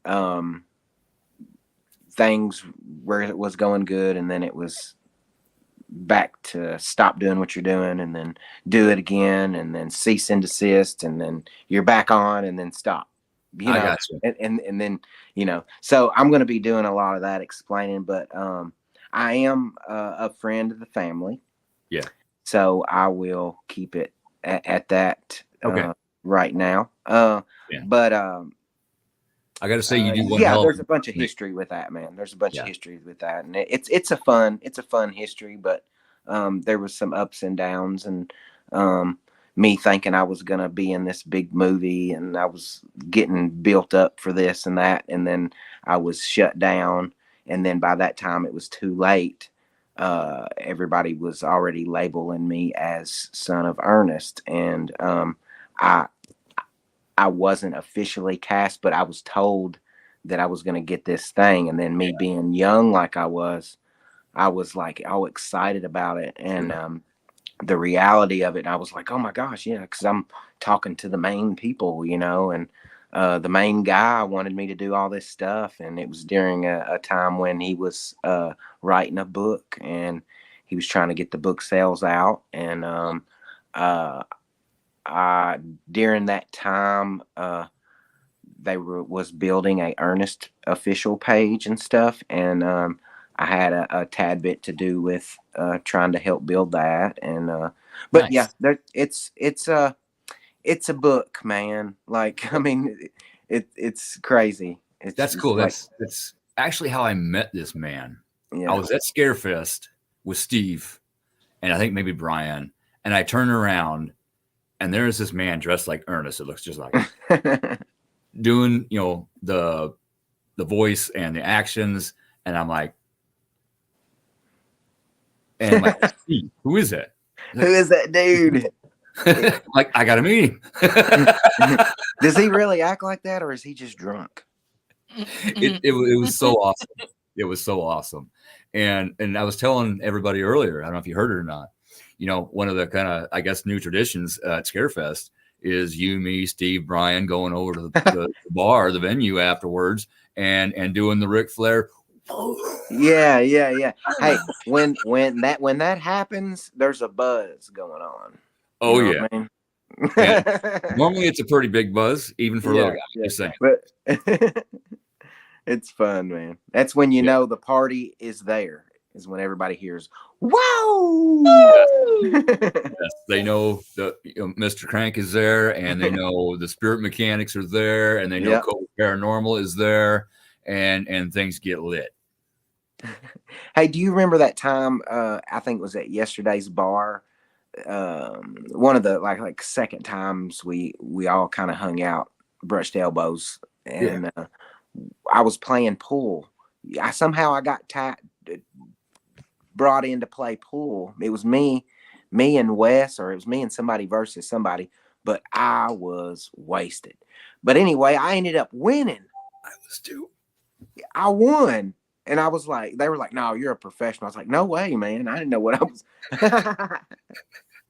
No, that was at the old Yesterdays. That was in the venue, correct? Mm-hmm. Yeah. Yeah. They spent good times, man. They totally rebuilt the whole convention center. Mm-hmm. And they moved Yesterday's Bar to a different location. It's still a place that gets frequented by the mechanics and whatnot. Mm-hmm. There, but yeah, we usually go where the after party is, and there's always an after party.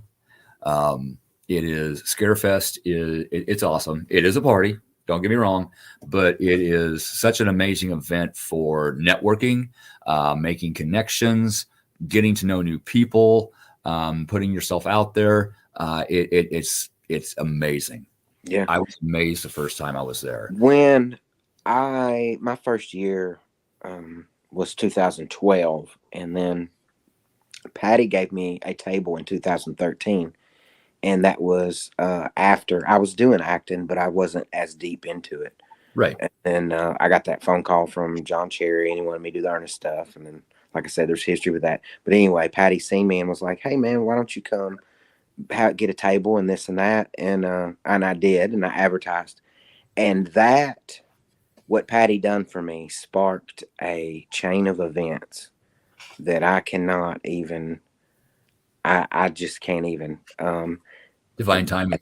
That year, man, I started landing all kinds of stuff that I like blew my mind. Like, I had no idea what was going to hit me, and then it just snowballed from there. I had people wanting to do real deal TV commercials. It wasn't just Ernest. It was just me being me, goofy, slapstick, whatever. And I did some stuff for a game center. That was my first commercial. I actually got to direct it, and you may have seen it. I'm in a washing machine inside of it, and it's for a appliance exchange. You'll have to look it up, But I'll tell you this. This is funny. I'm sidetracked. I'm all over the place right now. Blah, blah, blah. Um, there's a commercial. It's called Appliance Exchange. All right. I got there and I did a storyboard for it. And this is a big warehouse. So we gutted we went by the storyboard and we gutted a washer and put it on a dolly with a rope and where we could pull it. And we put this little bitty guy inside of it. And during the part where the washer was chasing me in the storyboard, there was a little guy inside of it. And I had a crew on the other side of the camera pulling a rope. And I was running from it, and there was this little guy inside the washer hitting the top of it, going like that. So the washer was going rah rah rah, and I was like running. And then I did a small part as the old lady, kind of the same colors and everything as what Ernest did. Yeah. And I'm sitting there in a chair reading a tattoo magazine with a lady on the front of it that's got a bunch of tattoos, and I go, he never knew when to quit. And then it goes back. And I'm laying on the floor with the washing machine, like going off, shaking on top of me. So you'll have to check that. That's on YouTube. But that was my first one that I did. That is awesome. That is awesome. I just want to say before I bring Michelle on, she's another member of our team. Okay. I mentioned earlier that all the planets have went direct. None of them are in retrograde right now. This is all forward motion. Give it a little time. You got something good coming. Fingers crossed, brother. Spirit spoken. I got a message. Right on. Be patient. Keep at it. Let things flow. Don't fight it.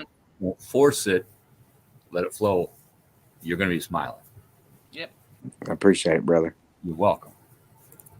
Hey. Hey, can you hear me? Hey. I can hear you. We can hear you. I literally ran up the stairs. Michelle, this is Michelle Dyer. She is the second in command on Cobra Paranormal. Michelle, this is Billy Crank. Hey. I can't. Hey, how you doing? It's hard to point backwards. I know, like we're all around here. What's up, guys? Fill me in. What are we talking about? Billy was just telling us about his one of his first commercials. It was pretty comical. Hey Jeff, how you doing? Hey Jeff. Yeah, I was just telling them. I'll try to make it short, but I put this little guy inside of a washer machine that we gutted for a commercial, and it was chasing me. We tied a rope to the bottom of it and put the washer on a dolly, and somebody was pulling it, and I was running, and the little guy inside of it was hitting the top of the washer like it was like coming at me, and like I was running, so I did a storyboard for that, and then that commercial was actually on my YouTube channel, but that was my first one. The second one that I did was for a local game store, and instead of it being on TV, they put it in the movie theaters locally around where I lived at. I guess around the surrounding 3 towns or whatever that was playing in the movie theater. That's but cool. Yeah, I got to do that. So everybody local got to see me, and I got a copy of it, and I put that on YouTube. And it was just like a snowball effect with people seeing that and then saying, hey, I got something crazy or dumb this guy can do. And then it just like kind of, and I wanted to be a place where I didn't have to work so hard trying to beg people like, hey, I'll work for free. I'll work for a charity. Just like, give me work. Yeah. Give me something to do. Right. Yeah, I understand that one wholeheartedly. Yeah. And then I got with charities too, and that's something great somebody can do if anybody's looking for another way to get out there with no matter what you do. You can always get with charities, man, and they always need your help, and it's a win-win. You're helping them, they're promoting you, you're promoting them. Whether they have, like, I'm with a charity called Commons for Kids. And we give toys and comic books and things to kids that unfortunate kids, or just kids that want to come see me or whatever at a table. I've been with them for over a decade, ever since I started. That's awesome. And, yeah. So that's something extra you can do to help yourself. And that's a very good point. before my tragedy, I'm not even going to say tragedy. Before my fire happened, my blessing. There's my word, my blessing. I was 3D, day-to-day grind, get up, go to work, come home, eat, watch TV, or go in the garage and grind again until 2 or 3 o'clock in the morning and do it all over again. That was it. Mm-hmm. Work, pay the bills. I didn't think about helping other people out. I tried to, especially when I got into paranormal. But it's a thing. Since my fire happened, I actually had to kick my own tail and ask for help. And these charities helped me. Mm-hmm. And so when I get back on my feet, you better believe I'm going to be taking a little bit, no matter if it's helping somebody physically or financially or metaphysically, it's going to happen. It really opened my eyes to how many people need a little help out there. Oh, yeah. And when I got scammed, fair, you did though. What's that? To be fair, you did pay it forward quite a bit. I did. Once I got my insurance funds, I was actually finally able to financially help some people, and I really liked that. And then it was taken away from me. I think that's the thing that pisses me off the most, is that ability was stolen from me. I had it set up so I didn't have to work for 3 years. I was going to do some investing. I was going to grow it so I could help people more. And then it was gone. Yeah. And I'm in the hole and starting from scratch again, which is nothing new for me. I've done it before. I'll do it again. But it took a little bit to get through and get my mentality and my spirit back up. And I'm there. Things, since the planets are going direct, things are turning around for me. And I think they're going to turn around for a lot of people. Just saying. Just saying. So we just got to be patient and let. Yeah, patience is a big thing. Yeah, not to get frustrated too, because it's really easy. And yeah, it takes time for the universe to set things up. Yeah, and if you go left when you were supposed to go right, they got to start over. Right. I'm gonna have to send a picture, Keith, and you can forward it on. But I swear, you look like a cousin of mine. No Okay. kidding. I actually have a lot of doppelgangers out there. There used to be one that lived in the same town as I did in Beatrice. It's just like 15 minutes away. He looked enough and sounded enough like me. It used to get me into so much trouble with my ex-wife. I would be home working in the garage. She'd be at her job. And somebody would call her and say, I'm down at the bar with some gal. Like, no, I'm at home with the kids. And it, we would go around. Like, I was home. The kids would vouch. Yeah, he was in the garage working and taking care of us. He read a bedtime story and he rubbed my back so I could go to sleep. And luckily the guy finally moved out of town. Me and Shannon were sitting here watching TV, and we were watching what she loves, true crime. So I mean, she's seen so many true crime shows. I don't want to piss her off. She'd know how to get rid of you. Absolutely. And if she doesn't, I could help her. Oh shit! Saying I grabbed this last night. See, we're in each other's heads. But there was this guy leaning up, like in a doorway of a building, with a 40 in a paper sack, 1 foot on the ground, 1 foot, knee bent against the wall. I swear to God, it was me. I had to think to know if I was ever in that town, but that's not how I drink. But spitting image of me. Even she was like, were you in that town? No, honey, that's not me. That's not me. Who's to say that's not World 2, Keith, or World 3? Right. I even asked Mom, Mom, is there anything you need to tell me? You want to know something super crazy? Is early on in my diagnosis, I was young. Every time I go to the doctor's office, they're like, hey, we need your middle initial. And I'm like, yeah, well, it's L. And they're like, what's your date of birth? 7/24/83. Okay. There were 2 Michelle L. cases in their database. Our birthday was 1 day apart. Kid you not. When I got married, I became a Dyer. Guess what her last name became? A few years after me. Dyer. You're kidding me. No. I was like, And that happened to me too. Can I meet her? That's happened crazy. to me too.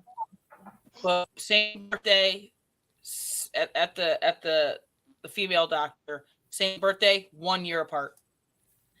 And lived on the same street as me as a kid. Wow.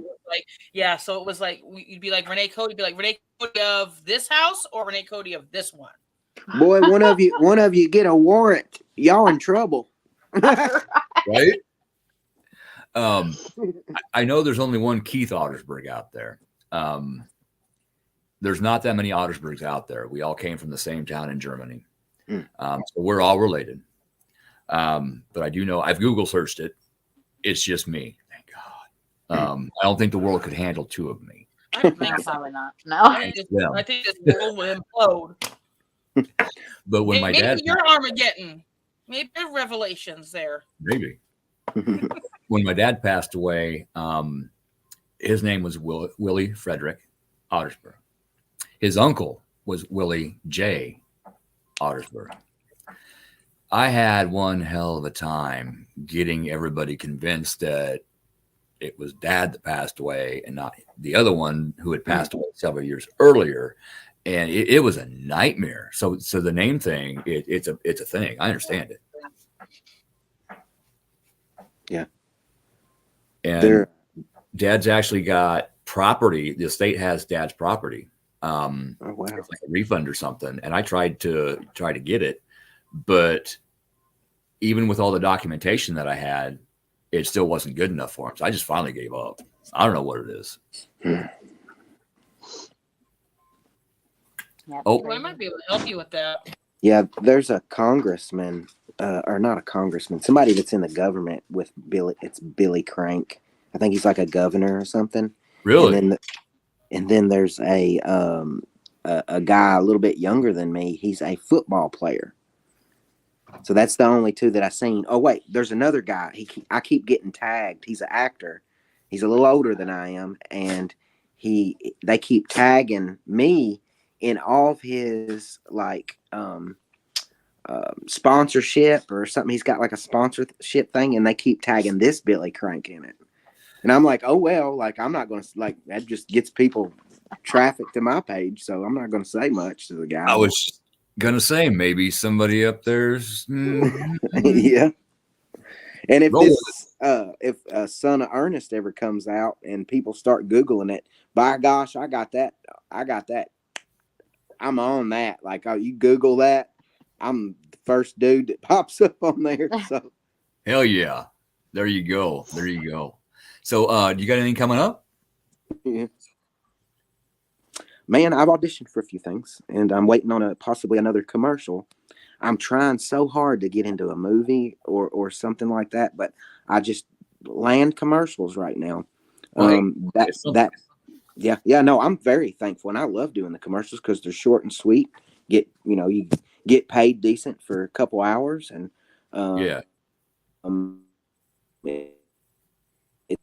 it's fun to do, and it goes straight to TV. There you go. But I just love to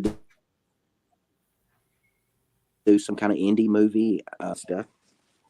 Still going. Well, I've mentioned this to you before, and it's still in the back of my head. Once I get my books written, I do have some people that are interested in them. Some influential people that are interested in them. And if by chance my book makes it to Hollywood as a screenplay, yeah. You gonna holler at me? I'm gonna holler at you, boy. I'm gonna holler at you. I'd appreciate it. I'd love to be a part of it. I'm gonna tell these producers that, okay, one clause is this man is in this somewhere. Yes. And I'm gonna do the Stephen King thing and make a little appearance in it. I got to. Yeah, dude. Totally, man. Totally. I would be the perfect person to be the demon because what's the demon? Well, to be fair, I mean, Stan Lee was pretty prominent in his films too. Mm-hmm. Yeah. Showing my nerd. Yeah, absolutely. I keep seeing, Stephen King delivering pizza. I don't want to deliver pizza. I want to be a major part of this. And I need some other people that I know as major parts of this too. So with any luck, I'm going to get it done and do the thing. So if I do, you're part of it, brother. Hey, I'd love to any project, but like anything you got going on, man, I'd love to be a part of it. Absolutely. I'm down, I mean, man. I knew I very little know the struggle, and it's so my daughter was picked up when she was 4, and we did the whole rounding out to LA, and they had slotted her for a small TV series that they were booting, and it came down to the decision, and a lot of people were like, "Oh, I can't believe you didn't, jump on it," but it was her decision completely. You're 4 years old. I'm not going to wreck the kid's life, right? Right. But it was, well, you have to relocate. And I was like, well, do you want to, go? And she's like, well, I want to live here. And I'm like, okay, like we can do that. I'm like, but it would just be us, no grandparents, no other family. And she's like, they'd all have to stay in Nebraska. I said, yep. And she said, I don't want to leave. And I said, then that's your call. But man, I mean, headshots and casting calls. I mean, it's just a constant. It's a constant and that's a big risk. Grind. That's a big risk to take too. It is, especially with a child. Absolutely. Yeah. Oh, who's that? This is Bear. Hey, Bear, how you doing? He's trying to snuggle. Hi, Bear. You are a cutie. Yeah, he's got a little beard. He needs to shave. You know what? Daddy needs the loves.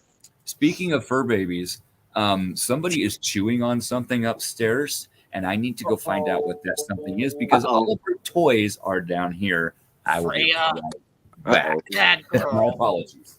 Bad girl, Freya. Yeah. But yeah, getting into those bits and and then most people don't realize, like for her, signing on with her agent, and the agent literally owns everything until she's 18, all the way down to her hairstyle, anything that we have done, has to be given permission. I was like, I can't sign. Yeah, that's a big risk at your kid's age. That's a big chance to take.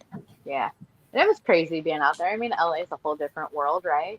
Oh, yeah. And I remember being out there and, here we are outside, our hotel, smoking a cigarette, in between these calls and everything else. And, she's just wandering around like a typical 4-year-old kid, burning off energy.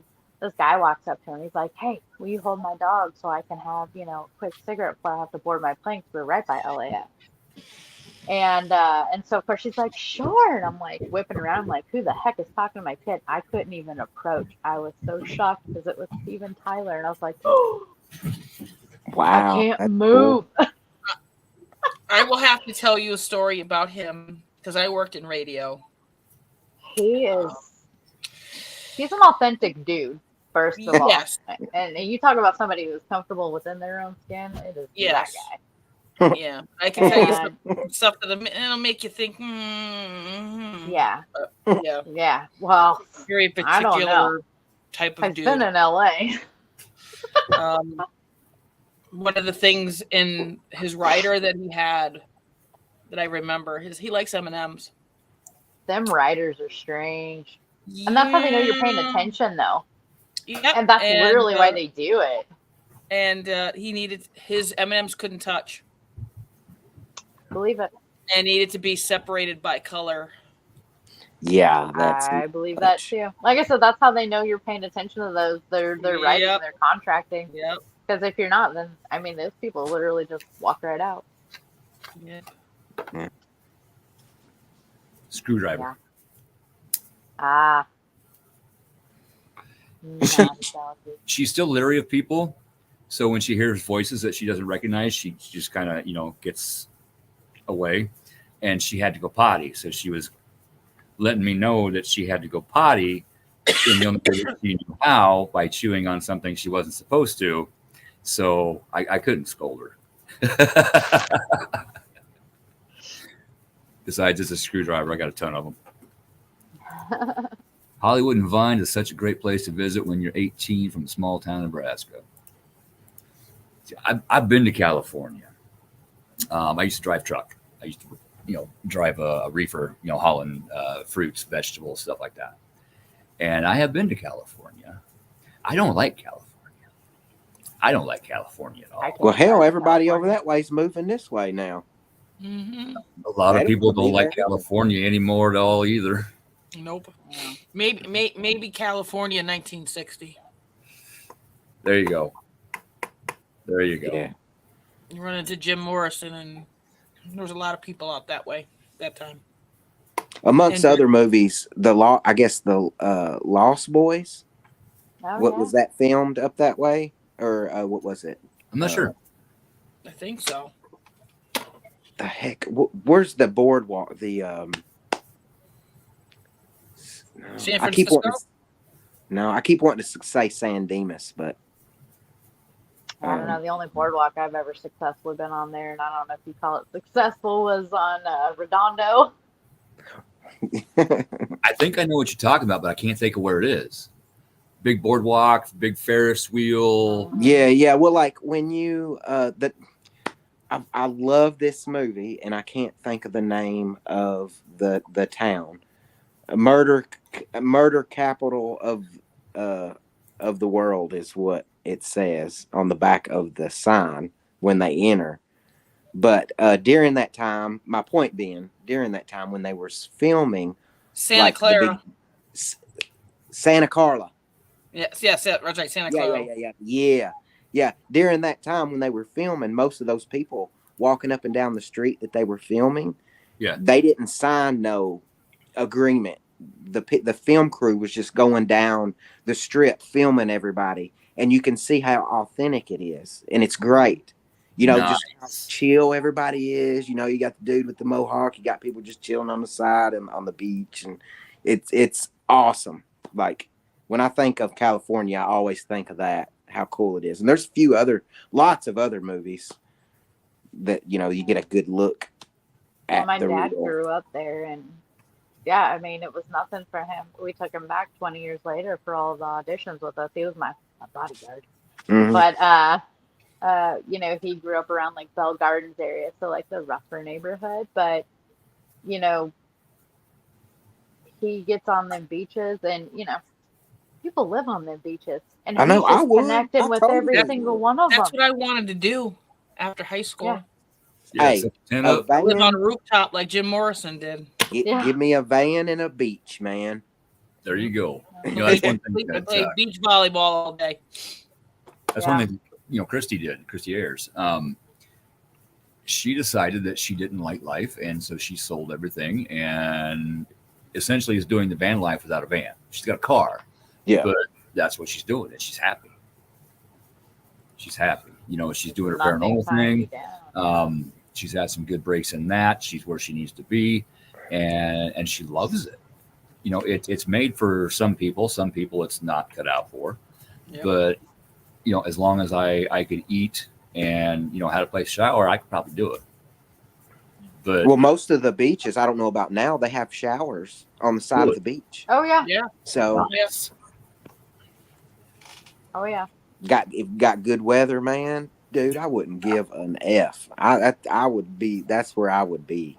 Absolutely. Listen to that sound of them waves breaking on the beach, and the sunrise and the sunset. Mm-hmm. Well, every single group has a guitar, so always people hanging out. That would be phenomenal. That's like one of the best stories coming out of it. He's got a video somewhere, but he takes his city daughter out to the beach, and seashells are all the rage. I wanted them. I get down in there, and of course, high tide's moving in. Ass over head I went in January. That's one thing I regret not doing, is going into the ocean with Shannon when went down to Galveston. I get cold easy. I had a car accident and I get cold easy. And it was a chilly day. And we had our suits and everything. And we were there. The opportunity was there. But my extremities go numb, when they get cold, my arms, my legs. And also, I'd never been in the ocean. I had touched the ocean. And I'm a water sign, Scorpio. But it was just so overwhelming, I kind of chickened out. And Shannon was here over the weekend, and I told her one thing. If we ever go back down there, I am getting in that ocean with you. I don't care if it's hot, cold, high tide, low tide. I don't care. We're getting in. I'm not going to pass up that opportunity again. We're getting in. I'll be in Florida in July, so. Sorry. I had to. Squirreled. Scorpio mind, automatically goes to the gutter. But I'm not a Scorpio. I'm a Sag. I'm going for the party. I'll drive the party bus where we were going. Right, but how long tonight have you been talking with the Scorpio? How much are we in each other's heads? Exactly. Leo Cancer. I'm just a walking contradiction.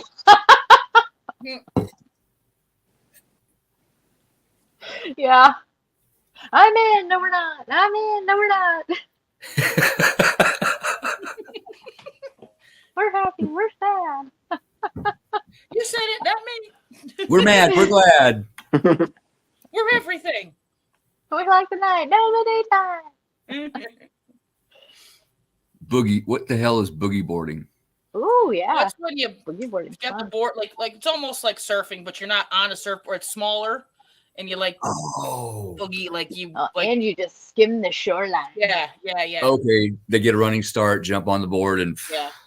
Okay. I could boogie. I could do that. I could boogie. I could still run for a little ways.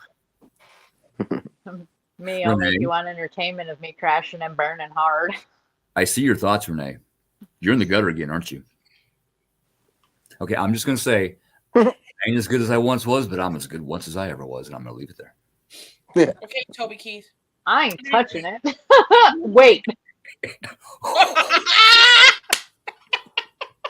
Oh, shit. Retract.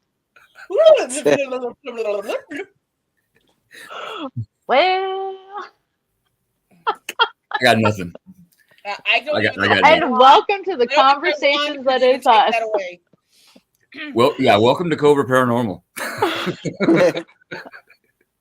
Do you know how difficult it is for us to keep our composure on cases? Seriously. We have to be serious. We have to do the thing. We're dealing with entities and clients. And anytime somebody says something, our minds go south and we want to laugh, but we have to concentrate on what we're doing. And that's why we all have to go to separate rooms. Yeah, we got to take breaks. That's when you tell them, if you start laughing, you just tell everybody, say, it's a laughing demon. It's grabbed a hold of us. We need more holy water. And we need to break out the meters. Get Zach Bagans. Get Zach Bagans. It's a laughing. I like that. Dude, I love that. We're gonna use that. Can we have permission to use that? Yeah, of course. Thank you, brother. Thank you. And say, y'all got to get out of here because the only way to break it is if somebody gets tasered. What a shockingly good time. Shannon's got a taser, just saying. Oh, shit. I ain't going to piss her off. No, I'm not either. She has seen every true crime story there is out there. That's why when you have mortal enemies, you say, hey, Mama, let me tell you a little something. Let me light your fire. She's a good one. Then she could always check in with me because I could say, yeah, I would do it that way too. Gee, thanks, guys. Thanks. Endangered plants. Get you far.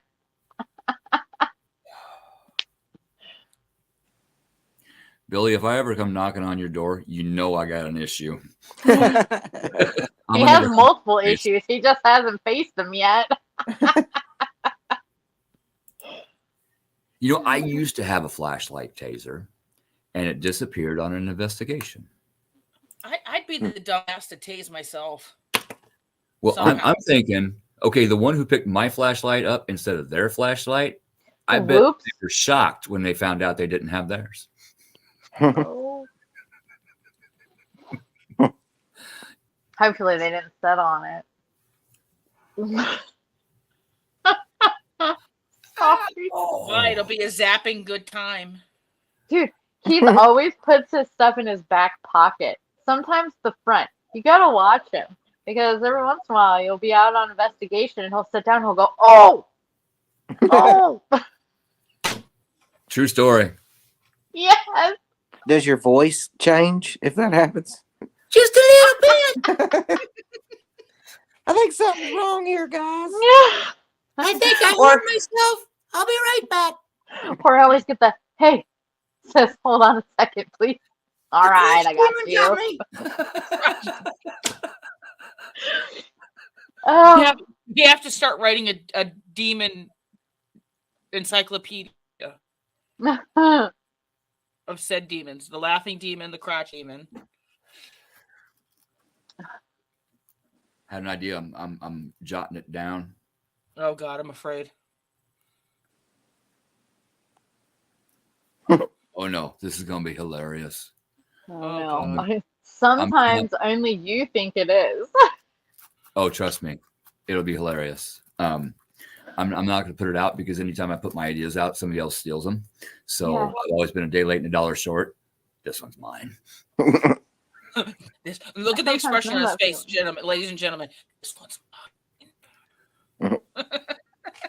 But when I do it, I will put on the package inspired by Billy Crank. Oh. Wait, let's hope it doesn't make anybody's pitch voice go up. Only if they are very, very, very physically empathic. I ain't asking no more questions. Okay, Hannah. Oh, I should have put my straight jacket on before I jumped on here. Yeah, he does have one of them. I do. I've got a black straight jacket. I'm not going to shave my head and put a symbol in the middle of my forehead here. So, sorry, not happening. You can just draw it on, wash it off later. No, always dress like our ancestor. Get flagged at my Facebook. Oh yeah, that's a thing. Hate speech. Yeah, the book. Yeah. They're kind of picky on what you can say and what you can't say and what they think is true and what they don't think is true. And yeah, it's a thing. But yet scammers can just fill up your comments. Or better yet, somebody, I don't know, take over a profile and it's okay to try and scam people, but no matter how many times it's been reported. Imagine that. By how many different people? Yeah. Mm-hmm. But yet they don't do anything about it to get that profile back for that person. It takes an act of, no, I'm not going to say that. I was going to say don't. Years, but they can't get anything done either. Well, I guess they're busy working on me.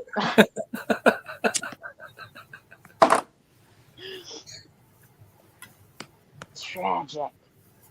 Another family tree thing. Oh. Okay. I know. See, we can do the Winchester dress up. Yes. Yeah, these two are related to Sarah. The Winchester Mansion. Sarah Winchester. That family. I'm related to Broken Twig. Broken Twig. Yeah. An old Indian. No, I'm just kidding. I hid the smile. Yeah. Broken Twig. Yeah, there's on my end there's just too many things, but and I'm slowly but surely nipping away at that one family line. It's my grandfather's mother's, and he used to say, oh well, my mother, she was just batshit crazy, but we all know what that meant back then. That's my grandma. So yeah, so it's been a wild and crazy ride. Well, if I had any native in me at all, my name would have to be Walking Eagle because I'm too full of shit to fly. Then mine's named Brown though. Let's see. Let's see.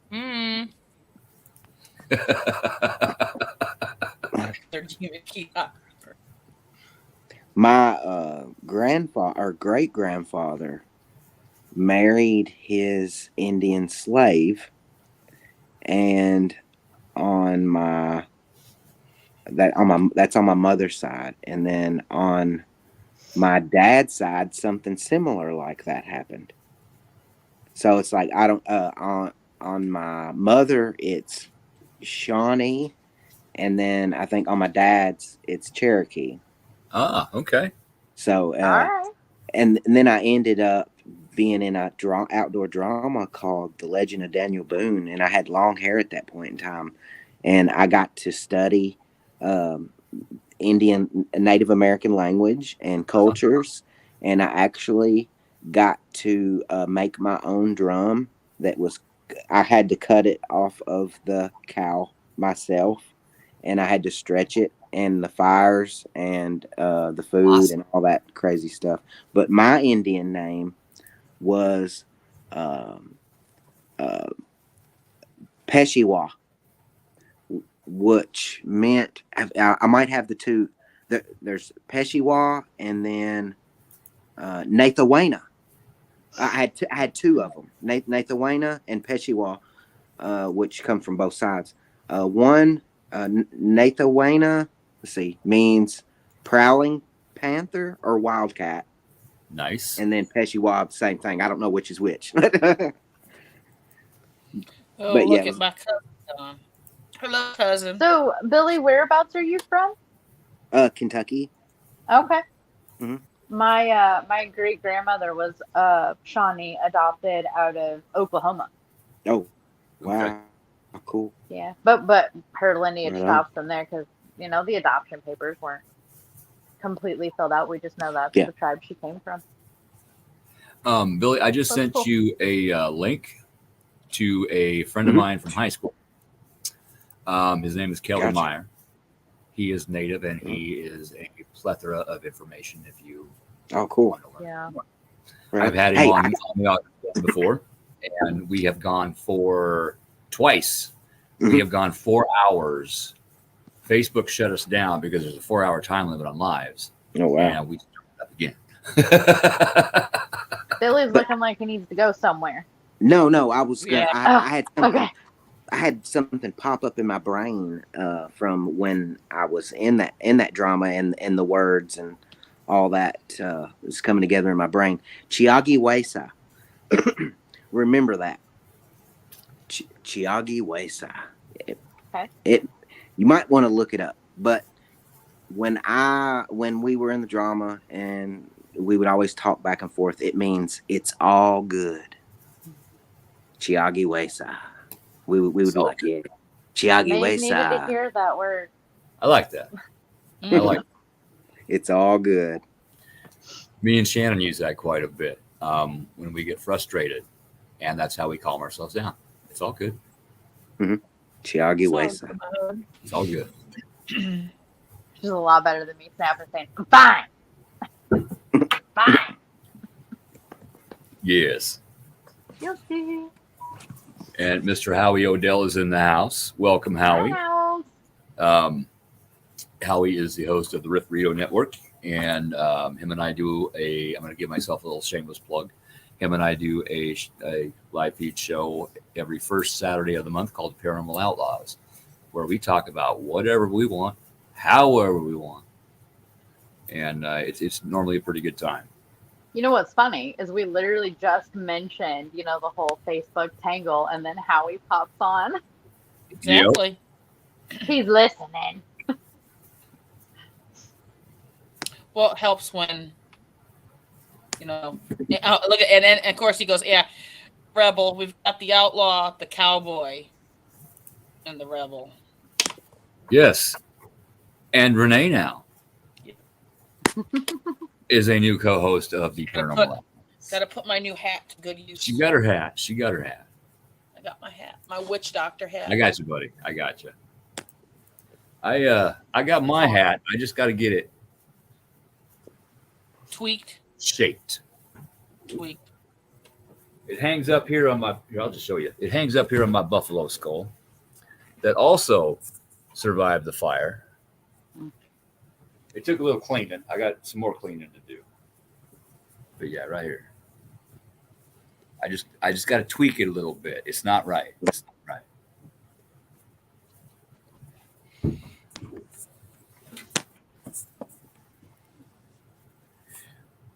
What do you think? You know, I got hit by an ice cream truck the other day. You what? Yeah, I was driving down the road and I got just an ice cream truck hit me. I got creamed. I knew that was coming. I'm like, he's gonna say something. I was going to ask you if you at least got a push up. I know, right? I went and talked to a lawyer about it. Yeah. And he could only get me like half and half. Jesus. He does a little chuckle.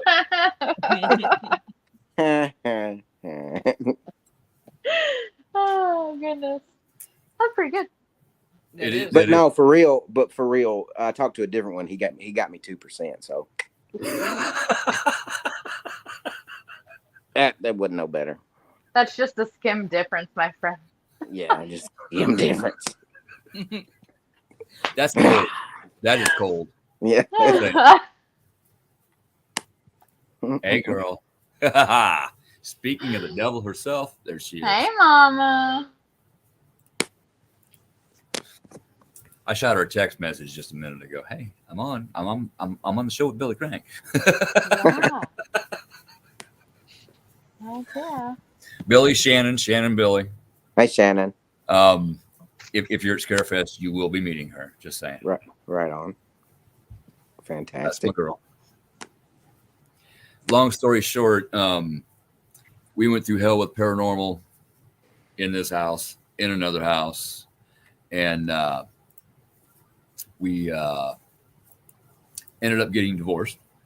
Reason being, she not only married me, but she married that thing, and we both agreed that if anything ever was going to come to fruition, that bond had to be separated and a new one, better one, put in place. And we have both learned enough about ourselves and about each other and about life and spirituality, and have done the work and the growth, and here we are. Right on. Sat down, had some conversations, and yeah, we're going to do this. So it's going to be good. I'm a happy. Good. Damn right. So to the rest of them fish out there, Bang bang. Fuck off. Fuck them. Fuck this. Fuck everything. Fuck everyone. Fuck them fish. Hey, fuck them fish. them fish. You know, there's always other fish in the sea. Nah, them fish. And that is something that we say all the time on Drunken Oracle, them fish. Indeed. And where we got that, Steve the mechanics, he shared a meme. It was an octopus. And scientists had discovered that for no reason, octopus will just punch a fish out of spite. Them fish. And that's where it came from. Mm-hmm. Yeah, they're like, Fish. Yeah, it just Fish. Yeah, see, right here. Fish. She knows. She knows. All right. Well, I hate to be the bum, but duty calls. Understand. Yeah. I should probably hop off of here pretty gotta take a big dump, huh? Well, you know, the eyes are brown, fully loaded. Oh, shit. Hey, it's nice meeting you. It was nice meeting you. Good luck in all of those endeavors there. Thank you. Appreciate Keep it. in touch, okay? Thank you. All right, guys. Love y'all. Love you All right, there we too. go. Thanks for popping on. Bye. Oh, so what do you think? We just get on here and we bullshit about whatever the hell we want to do. Right. You ever been to Octagon Hall? Octagon Hall. I don't believe so. Where's that at? It's in Franklin. I think Franklin, Kentucky, or Franklin, Tennessee. I think it's like Franklin, Kentucky, Franklin, Tennessee line or something. No, I haven't been there. If I'm saying that right, I might have it wrong, but it's called Octagon Hall. I went there one time, and what it is, it's like a little, kind of a small plantation. It's an octagon shaped house, and inside this house, it's like got 4 or 5 floors. I've heard of it. Yeah, it's really cool. The history is deep there, and the energy is off the chain. A nice fella named Bear, he helps run the place, and Night Stalker Paranormal is who it was at that time. Not sure if they've changed it or dispersed at this point in time. It's been a while since I talked to them. Right. Great people, love them to death. They took me in over there and let me do some things along with one of my friends at the time. And the energy's off the charts there. The history's rich. There's video footage of a wolf type creature, like 7 foot tall or larger, peeping behind a tree. And I'm not just going to tell you this because, like, I kind of know. I seen it. Like, it's the craziest thing you'll ever see. And it's a video of it. And I look out the window and I can see exactly where it was. And I'm looking at the TV screen, and this big wolf type creature peeps behind a tree, sits there and stares at the camera, and then goes back. They let me. It's nuts, man. It's scary. It gives you cold chills.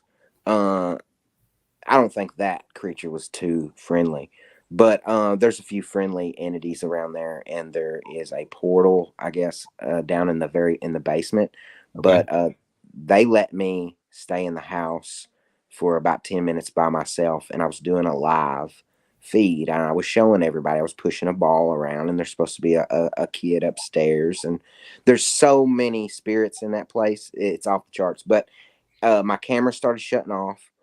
I went down in the basement, and my camera did shut off, and I felt something touch the back of my neck. So I run up the steps, and my camera on my phone come back on. And when I left that place, I got sick. And not saying I did it on purpose, but I kind of disrespected going live. I shouldn't, because I was trying to be brave and show everybody, and I was testing what I could, if I could get anything out of the place, and I shouldn't have done that. I should have been more respectful, and I had something chase me out of there, and it actually followed me home. It was really scary, but I got sick. Understand that does happen. So yeah, when we go live from different venues, we normally ask permission first, and we will either hear a yes or a no. If we hear a no, we go to a different room and ask again. It's a thing, they were human too. They were alive. They have personalities. They still have their thoughts, their faculties, and they still have feelings. So it's important not to disrespect them, because if we disrespect them, they will disrespect us right back. And sometimes it's not too pretty. Mm-hmm. Well, to add on that, I'm going through some problems right now with my health, and it all started. It's crazy I'm talking about this, but it all started that day, 2015, 2016, and I've been going to doctors for a long time trying to find out what's wrong with my stomach. And I'm going actually this week, the 26th, for my 50th test. I've had ultrasounds, I've had scopes, I've had everything done to me. They're going into my bladder now, the 26th. And then after that, if they can't find anything, they're going to scope my throat. Like I said, I've had ultrasounds, MRIs, BLTs, everything you can think of. And it's really frustrating to me. So yeah, my health since then has kind of been on the, I'm doing what I'm doing the best I can, but I'm in pain. 24/7. I don't get any relief. No meds help. I'm still doing the acting thing, pushing forward as hard as I can, Right. and I'm still sick. So, okay. Let me run this by you. Mhm. I am certified secondary Reiki.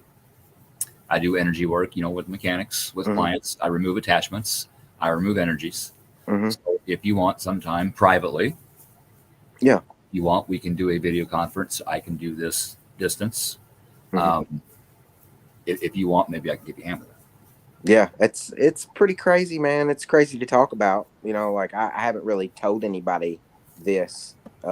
Very few people I've told about this, and I'm still dealing with the sickness. Yeah.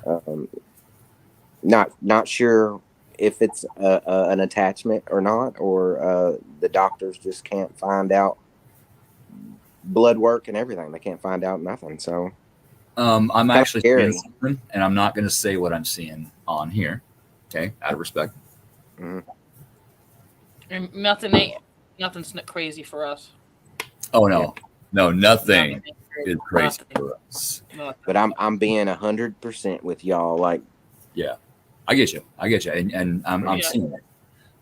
When I was at a friend's house on the outskirts of Omaha, she had an alien on property. She has a picture of it. I saw it with these. It came into the bedroom I was staying in that night and tried things. Mm-mm.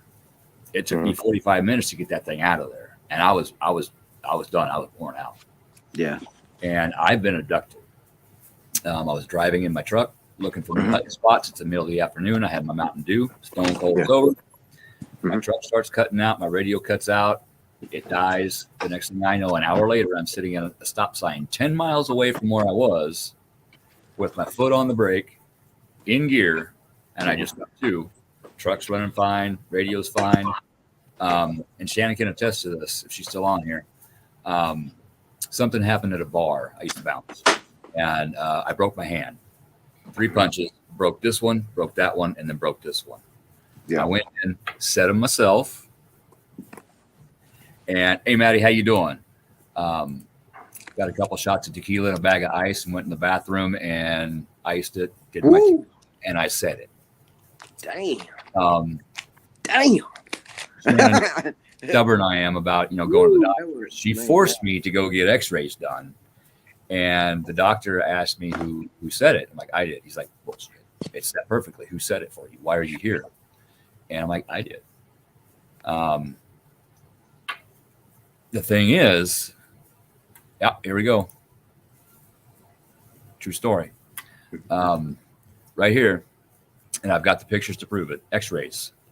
There is now all of a sudden a little implant in my thumb, and they could tell me that it was not bone, it was not wood, it was not plastic, it was not metal, it wasn't anything they know of. All they can tell me is they don't know what it is, and it's still in there. Yeah.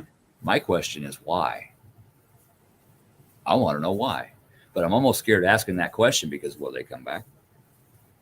I don't know. For some reason, they felt the need to take me, put this in here, and then just let me go. They tagged you.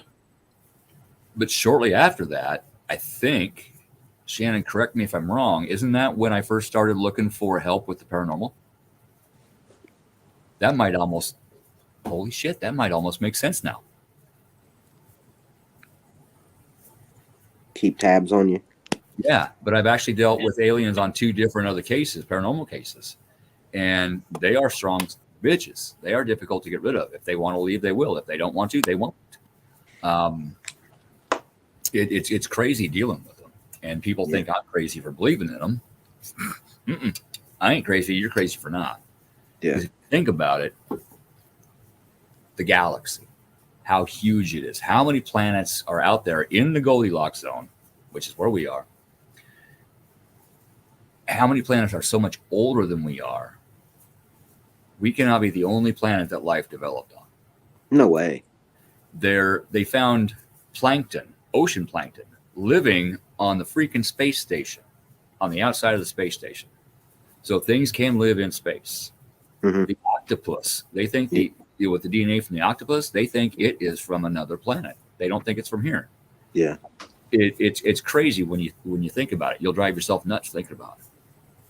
It's crazy. Yeah. Sorry, I squirreled. I do that from time to time. But that's why we love you, because you squirrel. Yes. Shiny. Shiny. And that's what got your ass in trouble to begin with shiny. What do you mean? Shiny little thing that you saw when you went to go take a leak when you were a kid. Shiny. Oh. Shiny Not is what wrong. got you in trouble. Shiny's got you in trouble. That is. Billy, if I haven't told you the story, I was 6 years old. Dad took us all fishing. I had to go pee. The outhouse was all the way on top of the hill. I had to pee. There was a bush. Cool. So here I am peeing in the bush, and I see something shimmering, something shiny over here. Like when you're driving down the highway and it's hot and it looks like it's water. That's what I saw. Next thing you know, I'm knocked on my tail peeing on myself. Scared this, and I run back down and I don't say a word because I don't know what happened. And that night is when I had my first very traumatic paranormal experience. And Mom couldn't see it. She walked right through it, didn't see it, didn't feel it, kept telling me there wasn't nothing there, told me to go back to bed, and went back to bed. So I hid under my covers like a kid does. No, I don't want to be alone. I don't want to be alone. And I heard this voice. You don't have to be. I'm like, I don't? Cool. Made a deal. Didn't even realize it. And it came.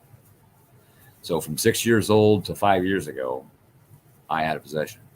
And the mechanics pulled the fuck out of my ass. That was a process. And he will attest to that process. What's going on with me is I can't stand up or be active. If I'm active, that's when I start hurting real bad. Okay. Like when I'm actually want to try to work or have something important I got to do, like I'm just like sick. So like something is trying to keep you from moving forward. Apparently. Yeah, big time. Actually, kind of what I saw earlier. Trying to anchor him. I do believe that we can help with that. What do you think? Mm-hmm. This is what we do. Yeah. This is what the mechanics do. This is what the spirit, Cobra Paranormal does. This is what we do. We help out on Dead Files cases. And those are big cases. So I think we can probably give you a hand with this. Yeah, I'll keep y'all updated. Let you know what's going on. But yeah, man, it's been a rough road. I've been putting a fake face on for a little bit, trying not to let everybody know how much pain I'm in, but I'm hurting pretty bad. It makes me irritable. I compare it to a alligator with a bad tooth, I understand that. Yeah. I do. I totally get it. Yeah. Because during my possession, I went through some really freaky shit. Yeah. Both spiritually, physically. So I get it. And I got you, Lisa. Like I said, this is what we could do, and we can give you a hand with this. So shoot me a message tomorrow, and we'll set up a time for just me and you, or me, you, and the team to video chat. And I bet we can probably rectify the situation. Yeah, that'd be great. Because especially when the medical field cannot find an explanation, there's a metaphysical explanation. And that's exactly what we were talking last night with Steve in class.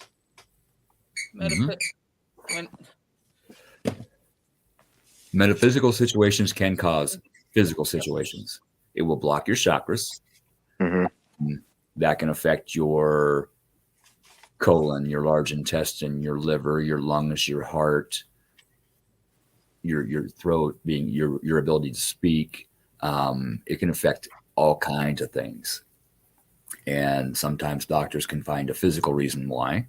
Like I said, it will cause physical things, but they treat the symptoms and not the cause of the issue. Right. We treat the cause of the issue instead of the symptoms. And when we do, the symptoms go away. It may take a little bit, but they do. Because a metaphysician deals with the soul. Mm-hmm.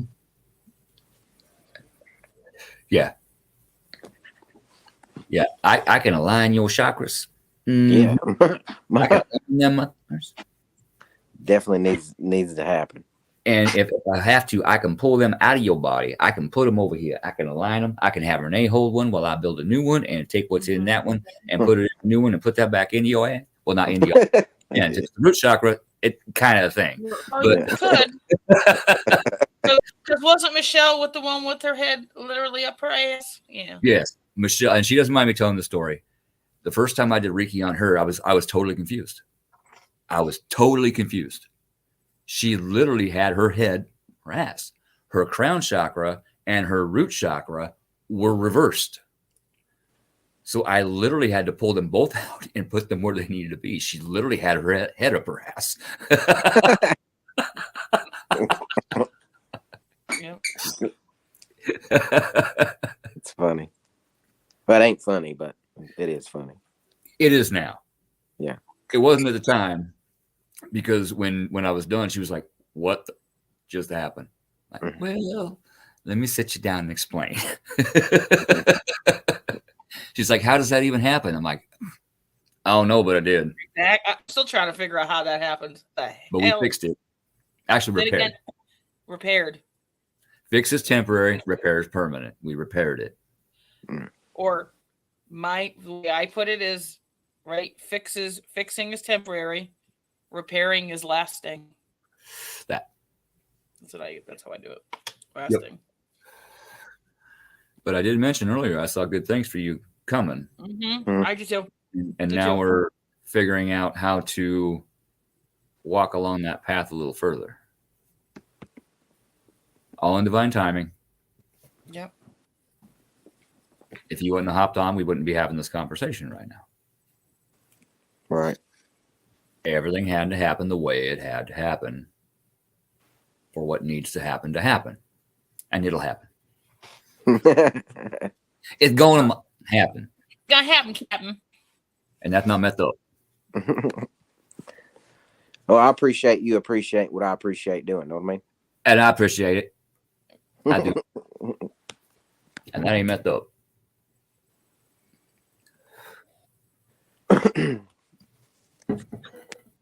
So, on other things, let's see, I asked you what you got coming.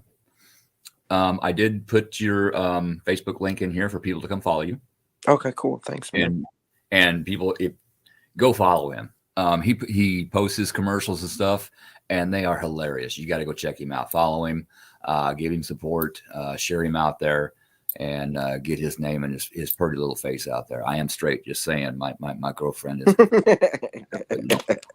I appreciate that. And it's weird. It is weird because at one time I called her my girlfriend, and then she was my wife, and now she's my girlfriend again.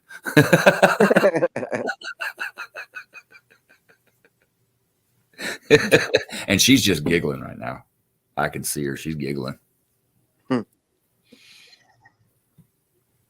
Well, I appreciate you having me on, man. We'll have to do it again. Absolutely. We'll schedule a time here in the near future and just have you on as a guest. I will make an event, put it out there, and we'll get the thing done proper. Tonight was just kind of a BS session. Like I said, I tried to get guests on and it didn't work out, and so I wasn't going to do it. And then I ran out of things to do at the house because I ran out of parts. And if you ain't got parts, you can't do the thing. You got to have barf to do the thing. Just that. Gotta have gas in it. Mm-hmm. Ain't got no gas in it. What you doing with that? What you doing with that hammer? I'm fixing to do with it. I'm not gonna say that word because Facebook will flag. He said he walks in there with a hammer and goes, "I want to be. I think I want to be baptized."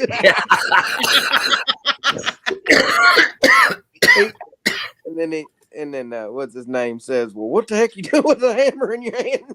He said he wants to be baptized, walking around with a hammer in his hand. Mustard and biscuits. Mustard biscuits.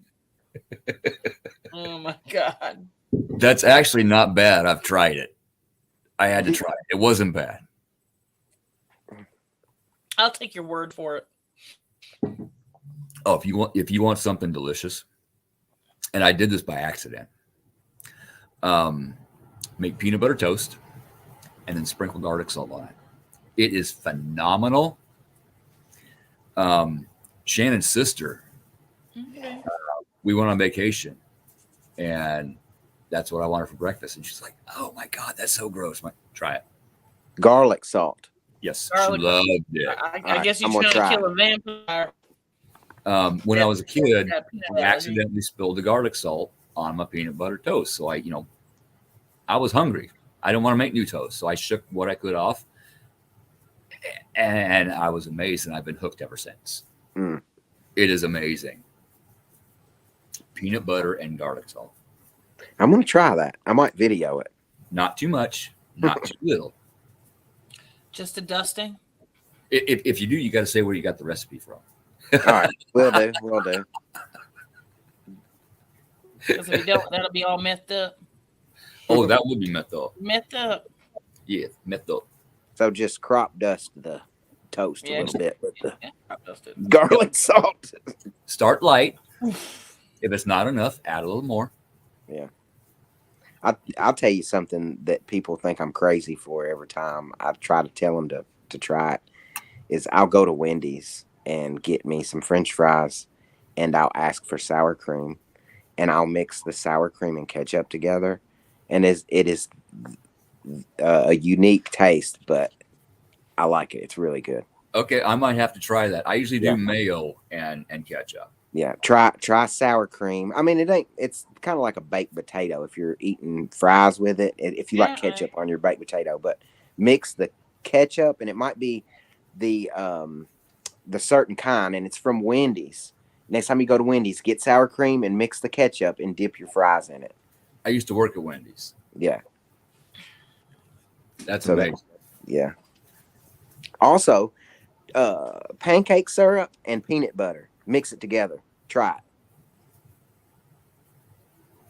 Poor man's. I lived in a place called Cornishville, and it's real deep in the country. And I learned it from a hillbilly, a real hillbilly, lived in the hills of out in the country here, and he called it poor. He said, "You want some poor man's candy, son?" And I said, and I was like 10. I said, what? And I just looked at him, and he was mixing it up, and he had this great big beard. And he put peanut butter in a bowl and some pancake syrup, mixed it together, and it almost tastes like caramel. Really? Yeah, mix it real good. And you'll see the consistency of it once you get to stirring it. I'm going to have to, I made a note. You probably saw me writing. I'm writing this down. Yeah. I'm going to do it. I may make a video of it myself. Just say try and you will get credit for the recipe. All right. Oh, Lisa, you remember the grease pit? Our manager would offer us a free meal if we would clean out the grease pit.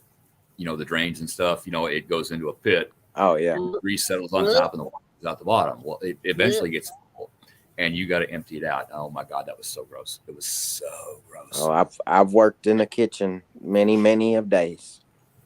But I always volunteered because I got a free meal, and I would get the triple and a large fry, and I would stuff myself. Oh, yeah. And I would make my own sandwich. So it had a bite of a condiment in every single. Yeah, loaded. Yes. And if you take the Wendy's chicken nuggets, instead of throwing them away when they expired, the management doesn't know it. And so I will plausibly deny it, but I'm going to admit to it at the same time. You take a chicken nugget, half a piece of cheese, wrap around it, dip it in mustard. Oh my God, that's good. Oh, that's so good. So good. Hello. I heard that. I got company again. That's all right. Did you see that one, Lisa? Renee? Billy? Yeah. I heard it. Yeah. I've been watching. Been watching on the stairs. Yeah, it's a thing. It's all good. There was one live that I did. I was at the opposite end of the table before the fire. That's where I sat to do my live feeds. There's a window there. And, yep. See, again, another voice. 2 or 3 people actually saw wings behind me. There's a reason for it. Mm-hmm. How's your pup doing? Mine? Yes. That was actually a different one. Come here, Maya. Come here. Come here. Oh, well, they're fighting to get up here. Come here, Maya. Well, that was like that's like when you were doing the live. Oh my gosh! And then you had the second floor wasn't, and the window, the attic window. Always saw. Yeah. Peeping in. Hi. How you doing? This is Maya. Hi, Maya. Hi, Maya. Oh, look at that wave. Did you see that wave? Give me that nose. Take it. That's a girl. Mm-hmm. Yep. It's a girl. Girl. Good kisses. That's a good girl. You take good care of him. Mm-hmm. And then him over here is getting jealous. Look at him. Like, what are y'all doing? Hey, buddy. It's all good. I like that blue. That is a very pretty blue. Awesome. Gotta love fur babies. Yep. I'm going to start working on getting me. I said I was going to, and said I was going to, and said I was going to, and then something else came up, and I turned it down because I thought a different thing was going to happen, but that thing's not going to happen. So I'm just going to say screw it, and I'm going to find myself a black cat. A cat's purr, when they jump on you, and it actually it's a healing frequency. Yep. And it's just as cool to cuddle, you know. Yeah. A good witch needs a black cat. I'm going to leave it at that. Whenever I would go visit my dad in Georgia, he's got a cat that would come sleep on my chest, and it would knock me out almost every time when I got done on set. Yeah. It'd be fairly late, and I'd be on the couch chilling. The cat would jump up there like clockwork and start purring on my chest, and I would knock out. So yeah, it's like a tranquility type energy. Yep. Yeah, they scientifically proved it. They did experiments on this, and it is a healing frequency. Okay. Like 111 megahertz. I can't remember where it is, but there's a cave.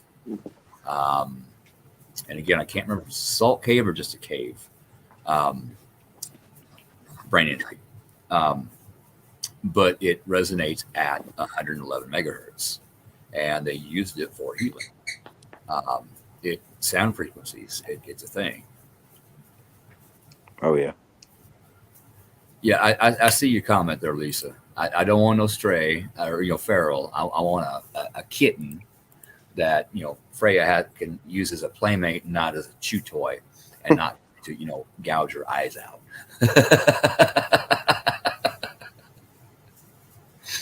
It'll get there when it happens. But on that note, ladies and gentlemen, it is almost 10 o'clock here, and we've been on here for 3 freaking hours, which is awesome. Holy smokes. Yeah, I started at 7. 3 hours. Wow. Yeah. It just goes. Michelle, thank you for popping on. Renee, thank you for coming on. Anytime you do that. Oh, we may talk. And Billy, thank you so much for popping on. Hey, no problem, brother. No problem at all. we will get it set up to where you are the special guest, and I will put an event out there, and we'll get you on here and get you out. Okay. Hopefully it'll be like we can do something. I get another project going and finished. Give me something to talk about. We'll set something up. Okay. When I tell you what, when you're ready, you let me know. Okay. How's that? Sounds good. But do message me tomorrow for the other. Okay, I got you. It's not like I got a job to go do tomorrow, so I got. So yeah, let's get that done, and we will get something figured out. And nice meeting you too, Lisa. Yeah, we'll get that done. So on that note, thank you for everybody that tuned in, and thank you to people that will watch this in the future. Go follow Billy Crank. His link is in the comments. You will thank yourself. Just saying. Especially if you like to laugh. And come to Scarefest. Yeah. Come to Scarefest. Last year was one of the biggest, and I think they're going to try to make it even bigger this year. So. Oh yeah, it's going to be crazy. Absolutely, and that's good because I like crazy. Yeah. She likes crazy. I like crazy, and we might be a little crazy ourselves. But in a good way, and all the best. Only one way to be is crazy. That's the only one way. Exactly. I think that's why everybody at Scarefest gets along so well, because everybody's freaking nuts. Exactly. And they say us crazy people are the not ones to hang around with. I say the crazy ones we are the normal ones. Right. Yes, it's the non-believers that are the crazy ones. Mm-hmm. Just like Five Finger Death Punch says, everyone around me is crazy. It's a good thing. Yep. Crazy good thing. Ain't bad. Yes. All right. I'm going to go. I got to let the dog in. She's probably getting cold, and people probably want to get to sleep. So again, thank you everybody for coming on and tuning in, and we will see you probably with Joni next Monday. All right. Take it easy, man. You Love too. y'all. Love y'all.